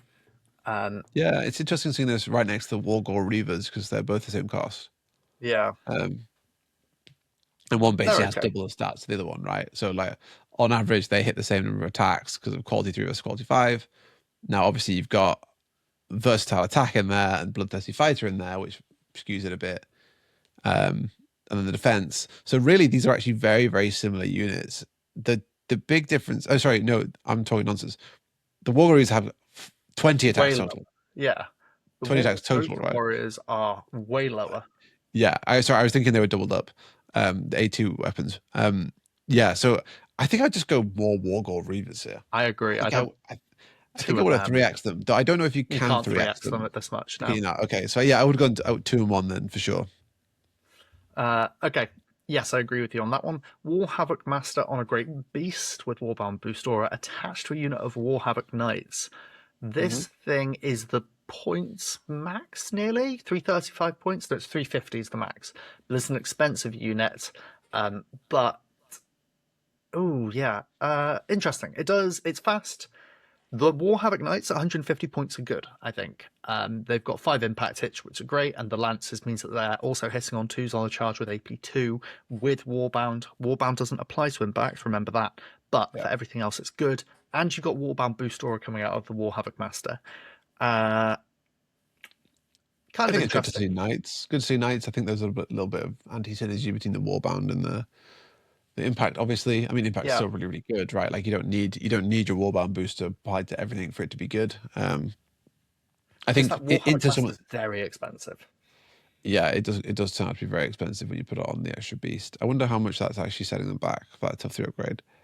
I presume 40 points, is it? 35-ish points in my head, but that's just, finger in the air. Yeah. It's either way, it's a lot. I think my least favorite things here are the War Chosen Warriors and the War Havoc Masters. Yeah, I think this. I mean, yeah, I would have taken this down as spellcaster route. I think the war list is good enough to do that. No, the war list sucks. It's been completely changed. The war spellcaster list, the damage spells are 1 hit blast 3, 6 hits with break and 6-inch range, and 2 enemy units take 3 hits with AP2. Oh yeah, it used to be. It used to be 6 hits AP2. It used to be 12 hits, didn't it? Or maybe it was the 12 hits. Yeah, I think it was 12 hits before. It was way better, and now it sucks. Yeah, this would be better off as a Havoc list, I think. Yeah, I agree. And go from there. I mean, any of the other Havoc schools of flavors, right? I think Beast is 65 points. Yeah, that's a lot of points. I don't think that's worth 120 points. Actually, not at all. Yeah, they're very, very expensive minis. But yeah, let's see the sideboards. Right, let's see the sideboards here. 2 units of Havoc Knights. This guy likes Knights. Also, very funny that by using the sideboard structure, you can break Force Org. So 4 units of Havoc Knights. Great. I like that a lot. That's amazing. Great. Well done. I wouldn't be surprised if we see no further sideboards. We see sideboard 1. We see sideboard 3. Sideboard 3. And we do see sideboard 2. Okay, cool. Sideboard 3, War Havoc Master, Caster 3, attached to Wargore Warriors. 5 of them, maybe 2. Cool. Yeah, you get Caster in there. One of the good things you do get out of the war list is melee evasion at the level 2 spell.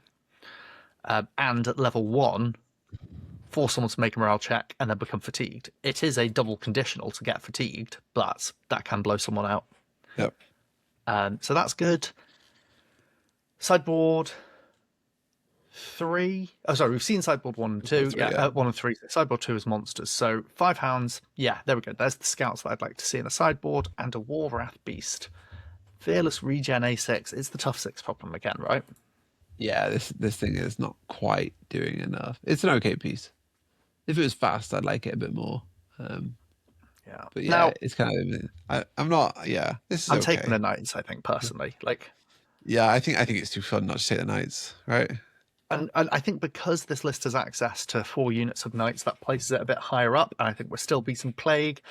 I think we're still beating Blood.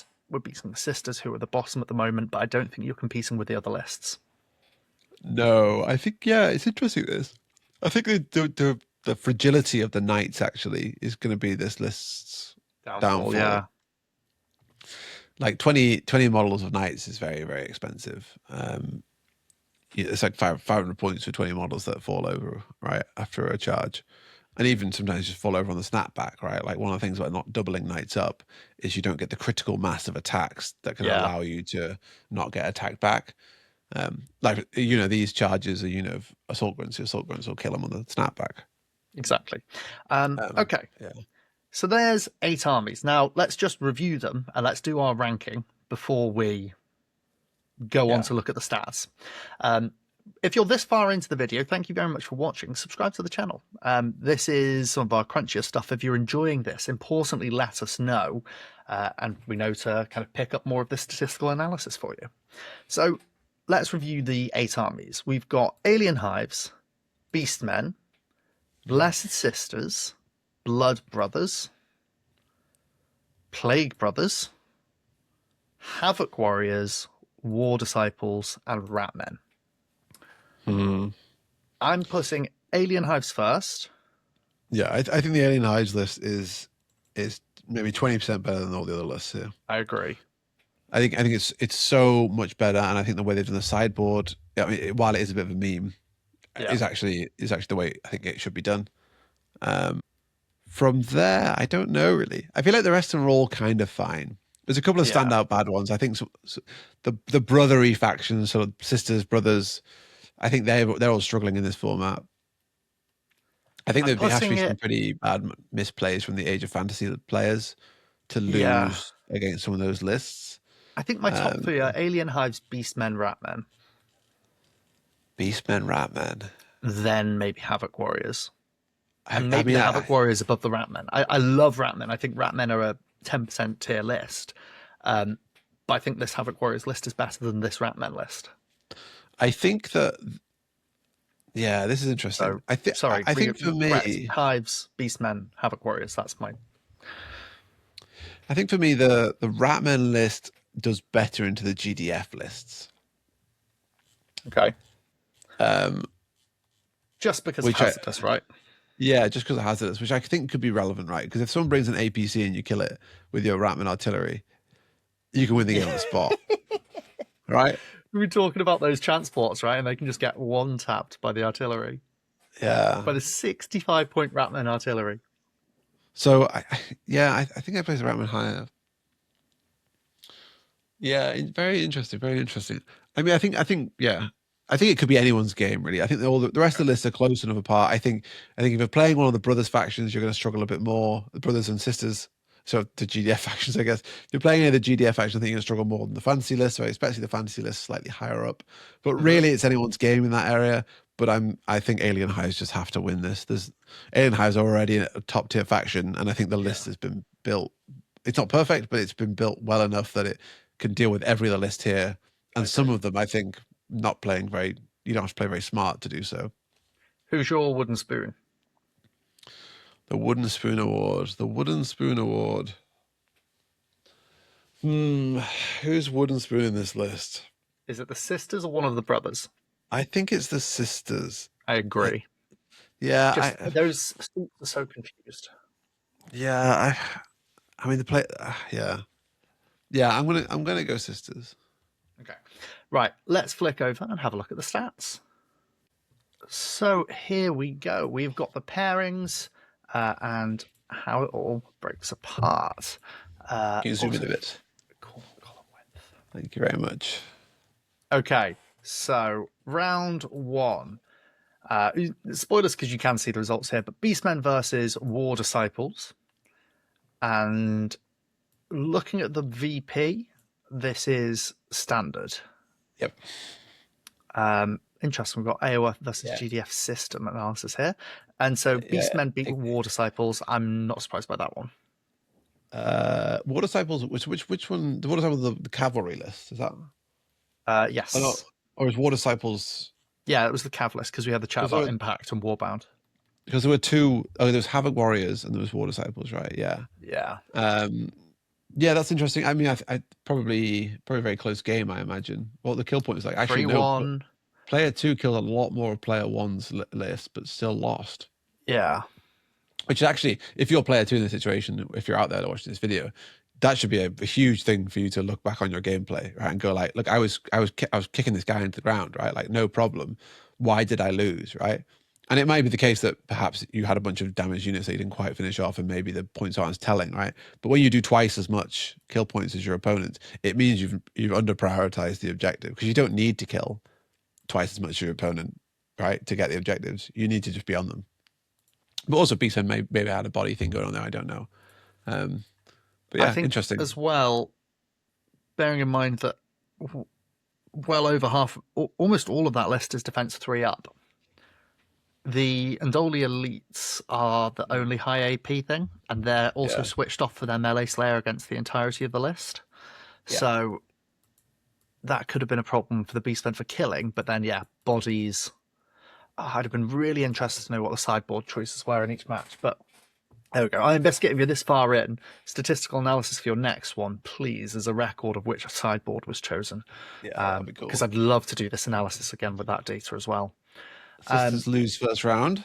Sisters lose first round to Blood Brothers. Yeah, I agree with that one. Sisters only killed 250 points. That is output problems at max. Well, I'm not, to be honest, it might very much just be durability problems as well, right? Like, because that Blood Brothers list does not have a lot of output, right? Yeah. It also struggle with output, but if you're squishier than your opponent, then it's going to snowball pretty fast. Yeah. Havoc Warriors versus Plague Brothers was a tie. Very interesting. With Plague actually doing a lot of damage. over half of the models on the enemy's board. Well over. We, oh, my it's God, 1250, not 1,000. Yeah, we're seeing a player 2 bias here. Have you noticed this? There was something about the light reflecting off the tables where all the player 2s are having a better advantage here or something.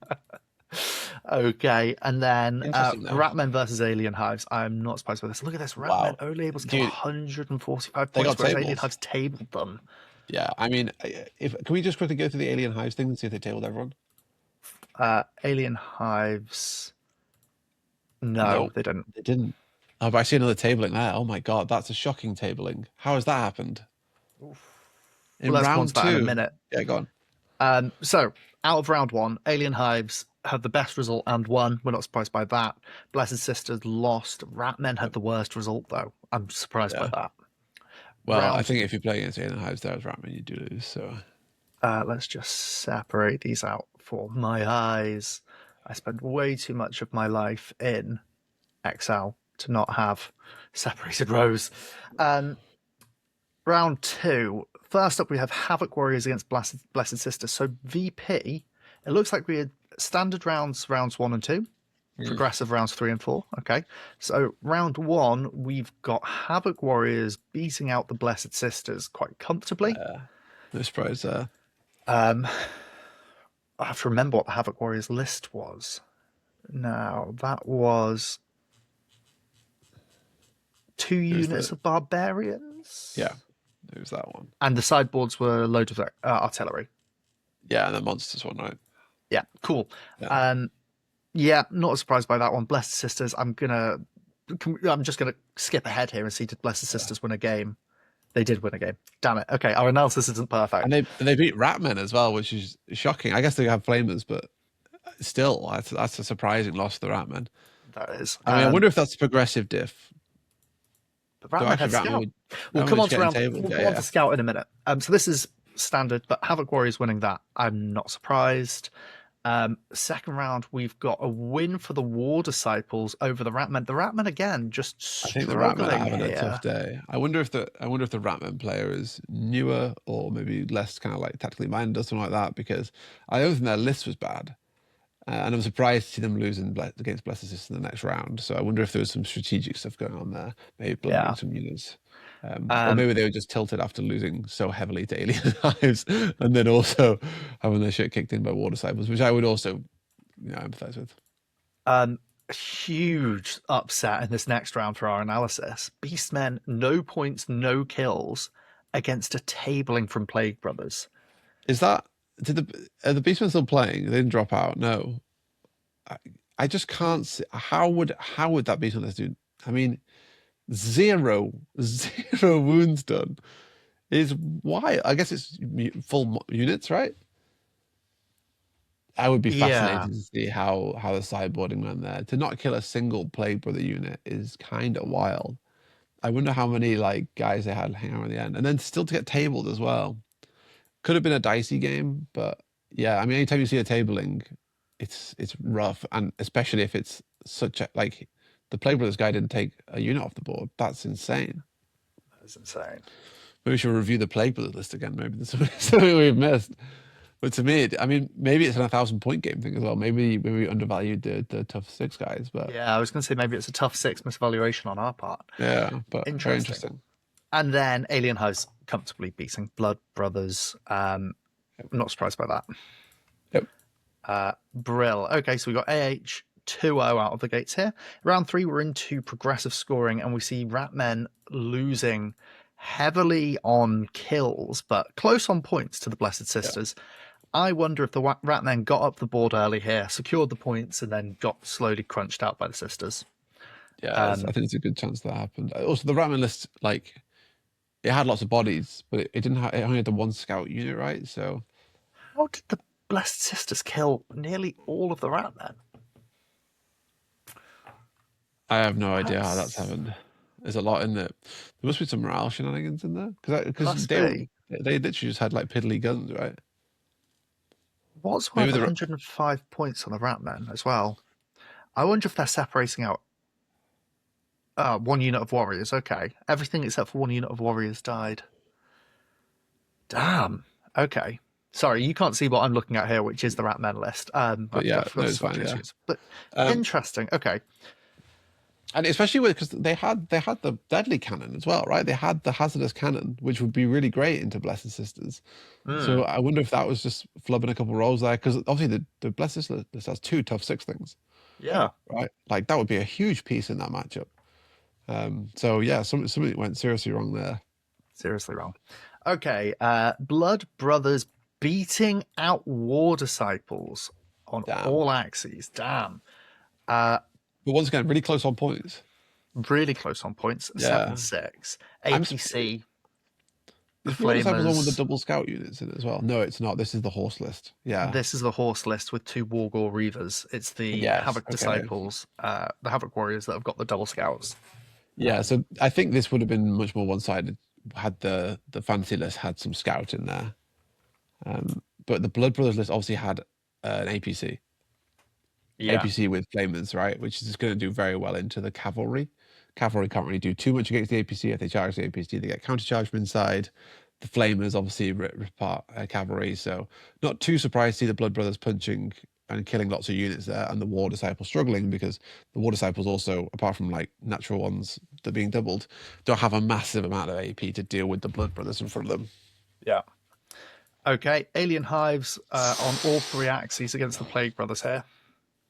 Oh yes, that is another Alien Hives win. That once again not too surprising there, right? Like Alien Hives would look to be the best list by far. Yeah, I agree. And then Havoc Warriors tabling the Beastmen. Again, am I surprised to see that? I think this is.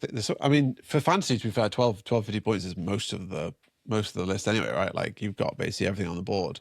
So this is basically just 2 fantasy lists playing each other with 250 points down. So you can't really even argue that it's because it's small point size, right? And therefore less activations, and therefore you run out units faster. The Havoc list has got the double scouts in it. It has got the double scouts in it, which I can see having a big impact on the VP. Also, there's a lot of the Havoc list has also got the Tough 12 guy in, which the Ratmen can't. Sorry, the Beastmen can't really deal with outside of the Undoli elites, and even then they don't deal with it well. Yeah, and they're a big slow block as well. That can just get charged by the scouts. Yeah. 9-6 is pretty interesting.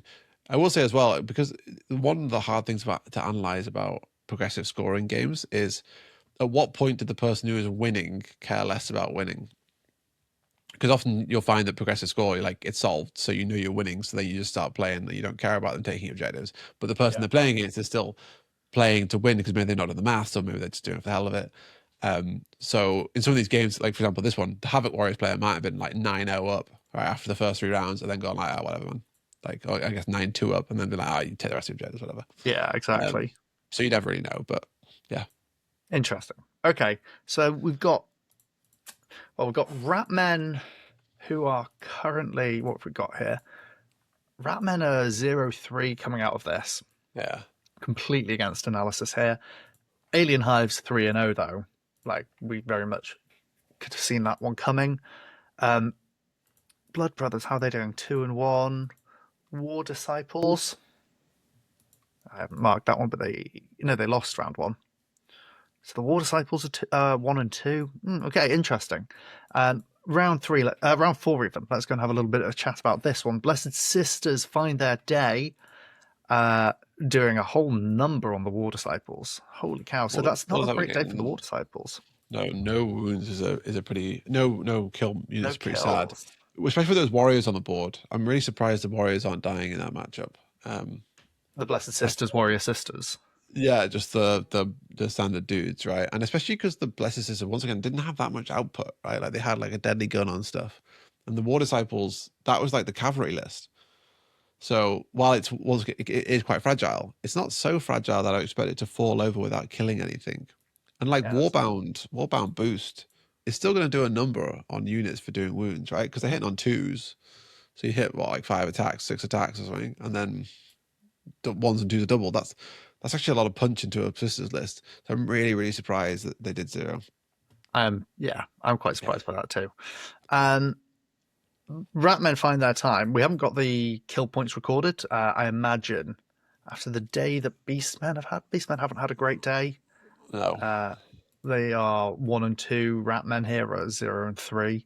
So I'm not surprised that we don't have points recorded there, but we do have a win for the Ratmen who find it against the Beastmen here. Love that. Very, very close game. 8-7 as well, 8-7, right down to the wire. Which is nice to see, right? What you really like to see in the final rounds is because of like was it Swiss? I think it was Swiss. Because of Swiss, you start to see people matched up at equal skill level or ability or army list strength, whatever. So what you really want to see in round 4 is a bunch of really close games because you finally reach that point. Now that's not super the case. I guess the middle two actually are. But seeing these like 6-8 and 6-7 games here, the second and third games in this round 4 is just you love to see it. Well, there's something to ruin that mood at the bottom. Next one is the Blood Brothers losing out to the Plague Brothers on all 3 axes. The Plague player is playing quite well throughout the day. They've only lost... Where have they lost? They lost to the Alien Hives player. Yeah, they've only lost to the Alien Hives player. So that's a brilliant result. The Plague player doing us dirty on our analysis by really having a great day. Fair enough. Fair enough indeed. Maybe that... the 6-ups and the 6-ups into 6-ups on the drone are doing a lot of work for them here. Brilliant. And then, not surprised to see it, the Alien Hives are tabling over the Havoc Warriors. Wow, how's that gone so badly? Output issue, maybe? I mean, I think just, Alien Hives issue, right? Just too efficient, right? The Havoc Warriors list is paying for some stuff it doesn't need. It doesn't have A2 on everything. It's just like it's a melee list versus a melee list, and one of the melee lists is insane. Yeah. And the other one is just normal. So, the melee list has got army-wide banners. Yep. And as well, into the Havoc Warriors, what does he bring? Is that Havoc Warriors? It's the Havoc Warriors who've got the Tough 12 thing. So that's the Deadly Shooters coming in. And then just winning on bodies. I mean, it's just really hard to beat the number of bodies on the Alien Hives list, isn't it, really? It's too much, right? Too much to deal with. Yeah. So where do we end up here? We've got Alien Hives in first, 4-0. Who have we got? Plague second, I imagine, right? So how many people went 3-0, I guess? 3-1. Don't also. Do you mean 3rd of January? Not at all, I meant. Just type out in letters, or put it in 2 boxes. What are you doing to me, XL3? There we go. You put a dash before it? Put absolutely... Is it like put like a back tick before the 3? I think that does it. Oh, that's Z3. Whoops. I mean, that does work. No, back tick, not backslash. Like the weird inverted... Yeah, that one. That's Tim. What is wrong with me? It's 11 o'clock at night and we're dying here. Yeah, 3-1 will do. So 4-0, 3-1. What else we got here? Blessed Sisters, how did they do? Lost. They're in the X2s at least. Lost. 1. So they're 2-2. So we need to find another 3-1. Blood Brothers lost 1. Lost. Plague. Sisters. Wait, hold on. Is this tie ruined it? Oh, no, hold on. Plagues aren't 3-1. They're 3-0-1. Wow. We can resume. They're 3-0-1 because they didn't... Okay, so... Oh, no, they're 2-1-1 because they lost to Alien Hives. That's interesting. Oh, date formatting is screwing me. 2nd of January. General. What? What has just happened here? You've absolutely done it now. I hate Excel. I hate Excel so much. It's a stupid piece of software. Like, I have literally no idea how they think this is okay. We just want to type numbers in boxes, man. Why are you sending this the 2nd of January, 1900? Heck, what the fuck? Do a different column. Okay, I'll do that, yeah. That works. 2-1-1, 4-0. Beast. How did Havoc Warriors do? Havoc Warriors 1-1. Well, you know what would actually be smarter? What? War, Blessed Sisters, Blood, Bros, Plague, Bros, Ratman. That's it. Okay, let's do this in this order. I think Havoc went 2-1-1. So Havoc, draw, 1, 1 loss. lost. Yeah. 2, Okay. 1, 1. Okay. So this is probably our top 3 then. Yeah, I'd imagine so. War lost round 1, then won, then lost. Ooh. Then lost. They went 1. How do we do this? 1, 3. Yeah. Blessed Sisters lost everything except for the last round. No, 2. No, 2 and 2. Okay. Blood Brothers, 1 lost, 1 lost, so 2-2. Oh my god, have I accidentally done it in ranking? That would be amazing. That would be incredible. Oh, I put Plague down twice. Hold on. Definitely not done. Beast Man. Yes. There we go. Beast Man. They actually had a push showing like 1-3, were they? Beastman. 1 lost, Beastman. lost 1-3. Oh my god. Oh, Ratman with the 1-3, and Dave's the ultimate. Easy, so free. My brain. So I actually managed to type it out. 4-0. And why is it giving me a formatting? XL, why are you doing this to me? XL, please. Win, loss, draw. Why? XL, why are you also formatting? Right. Okay, so we've got the rankings here, which is miraculously, I managed to put them in ranking. Yeah, that's like, I don't, did that video ever make it onto the channel? I think it did. Me and Dave played a game once, and you had to roll for where each objective was. Oh my god! Yeah. I rolled the dice for each one. I rolled like a 1, a 2, a 3, a 4, and a 5 in order on a D6. Wild. Brill. So the Alien Hives player won. We are not surprised by that. We are surprised that the Ratmen or the Beastmen. We're not going to do the VP calcs right now, but it was the Ratmen or the Beastmen in the bottom slot. Yeah. Completely against analysis there. Yeah. So surprised to see that GDF didn't occupy the bottom slots. I think the Blessed Sisters and Blood Bros. I was surprised by the 2-2 by Blessed Sisters, really. I think more than anything else. I think interesting to see that. I don't know. The list just doesn't appeal to me at all, really. I agree. Yeah. But the Alien Hives was so well rounded that, like, I wonder how much of it comes down to matchups on the day for these lists as well, because some of them are, like, I think too specialized for a 1,000-point game. But yeah, I think fun, right? Like, yeah. I think there's actually one of the guys who played in this tournament has a YouTube channel. Oh yeah, Alphanerd. Alphanerd, yeah. I'll if I remember, I'll put the link to the video down below. I've not watched the video. I did done a report on it. Yeah, so I think there's actually 2 different reports on it. I got sent them by someone else, someone called Noodles, who I guess was in this tournament. And yeah, I think Noodles also played in this tournament, maybe. And yeah, they did an April OPR tournament in NC and a OPR tournament feedback review, which I don't know what that video contains, but I'll try and link the tournament thing down below for Alphanerd Games. I haven't watched the video. I don't know how good it is, but what I will say is he has got a nice voice from the 10 seconds I listened to it. So may have won over a subscriber from me. I wonder what they were playing on the day as well. Maybe Alphanerd is the Alien Hives player, and he's apparently he traveled for 2 hours to get there. So maybe he's a sweaty Alien Hives player who goes ruining everyone's days. Maybe, just maybe, he's an alpha nerd. Maybe, yeah, he went to prove himself. God damn. When people tell you who 2 hours in the US, right? That's not very much. Yeah. No, I guess it's not so, like the UK where that's like a third of the country. Yeah. Okay, very interesting. That was really fun. I really enjoyed that. Now, we have to remember that Harvey and I have been talking to each other for 2 hours. This is a video. We've recorded this whole thing. That is very crunchy analysis. And as you can see, I think this is a very important thing to say. We were wrong on a lot of points. Oh, yeah. We can tell you what was the best, and it was Alien Hives. That was a pretty easy win to get there. But it's very interesting to see the breakdown of the actual outcome of the games and see how far off of accurate we were. And this will always... It's a credit to OPR, right? Is that what you're about to say? You're about to say, yeah, credit to OPR. Exactly it, right? I mean, I've said this many times on the channel, right? But I think you can win with any list in OPR, right? I think there are some lists, right, that are like much easier to win with, right? But you're never completely out of the game in OPR, right? And I think this is a perfect example of it, right? We went through some lists, we reviewed them, and actually Plague came second, right? Which we were putting it in our bottom three, right?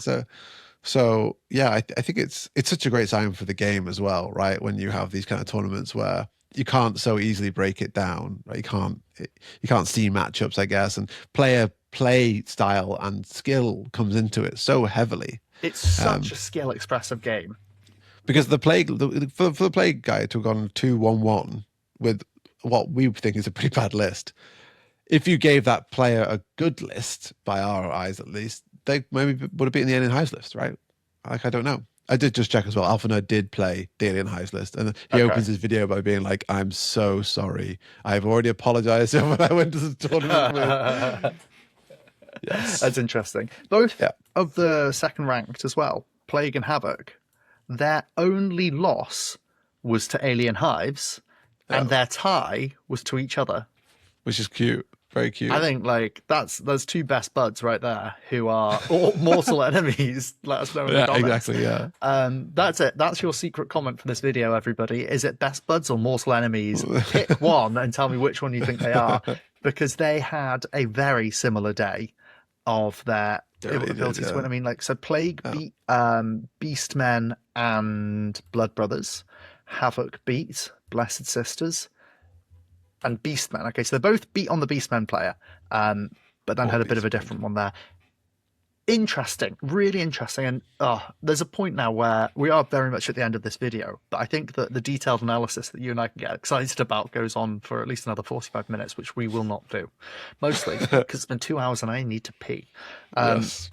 It's well and truly bedtime.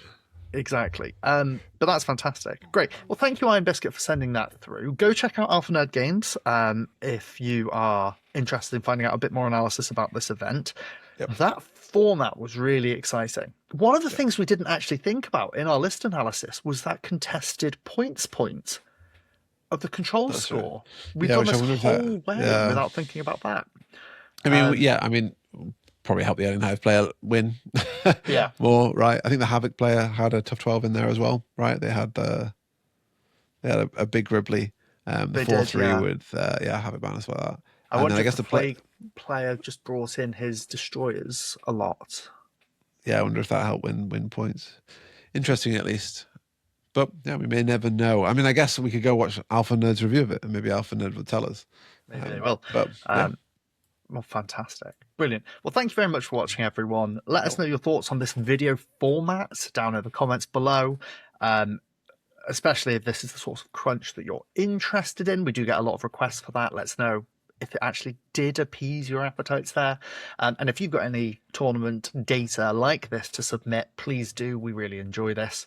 In the meantime, I've been Dave. He's been Harvey. This is Don't Think, Just Charge. See you later.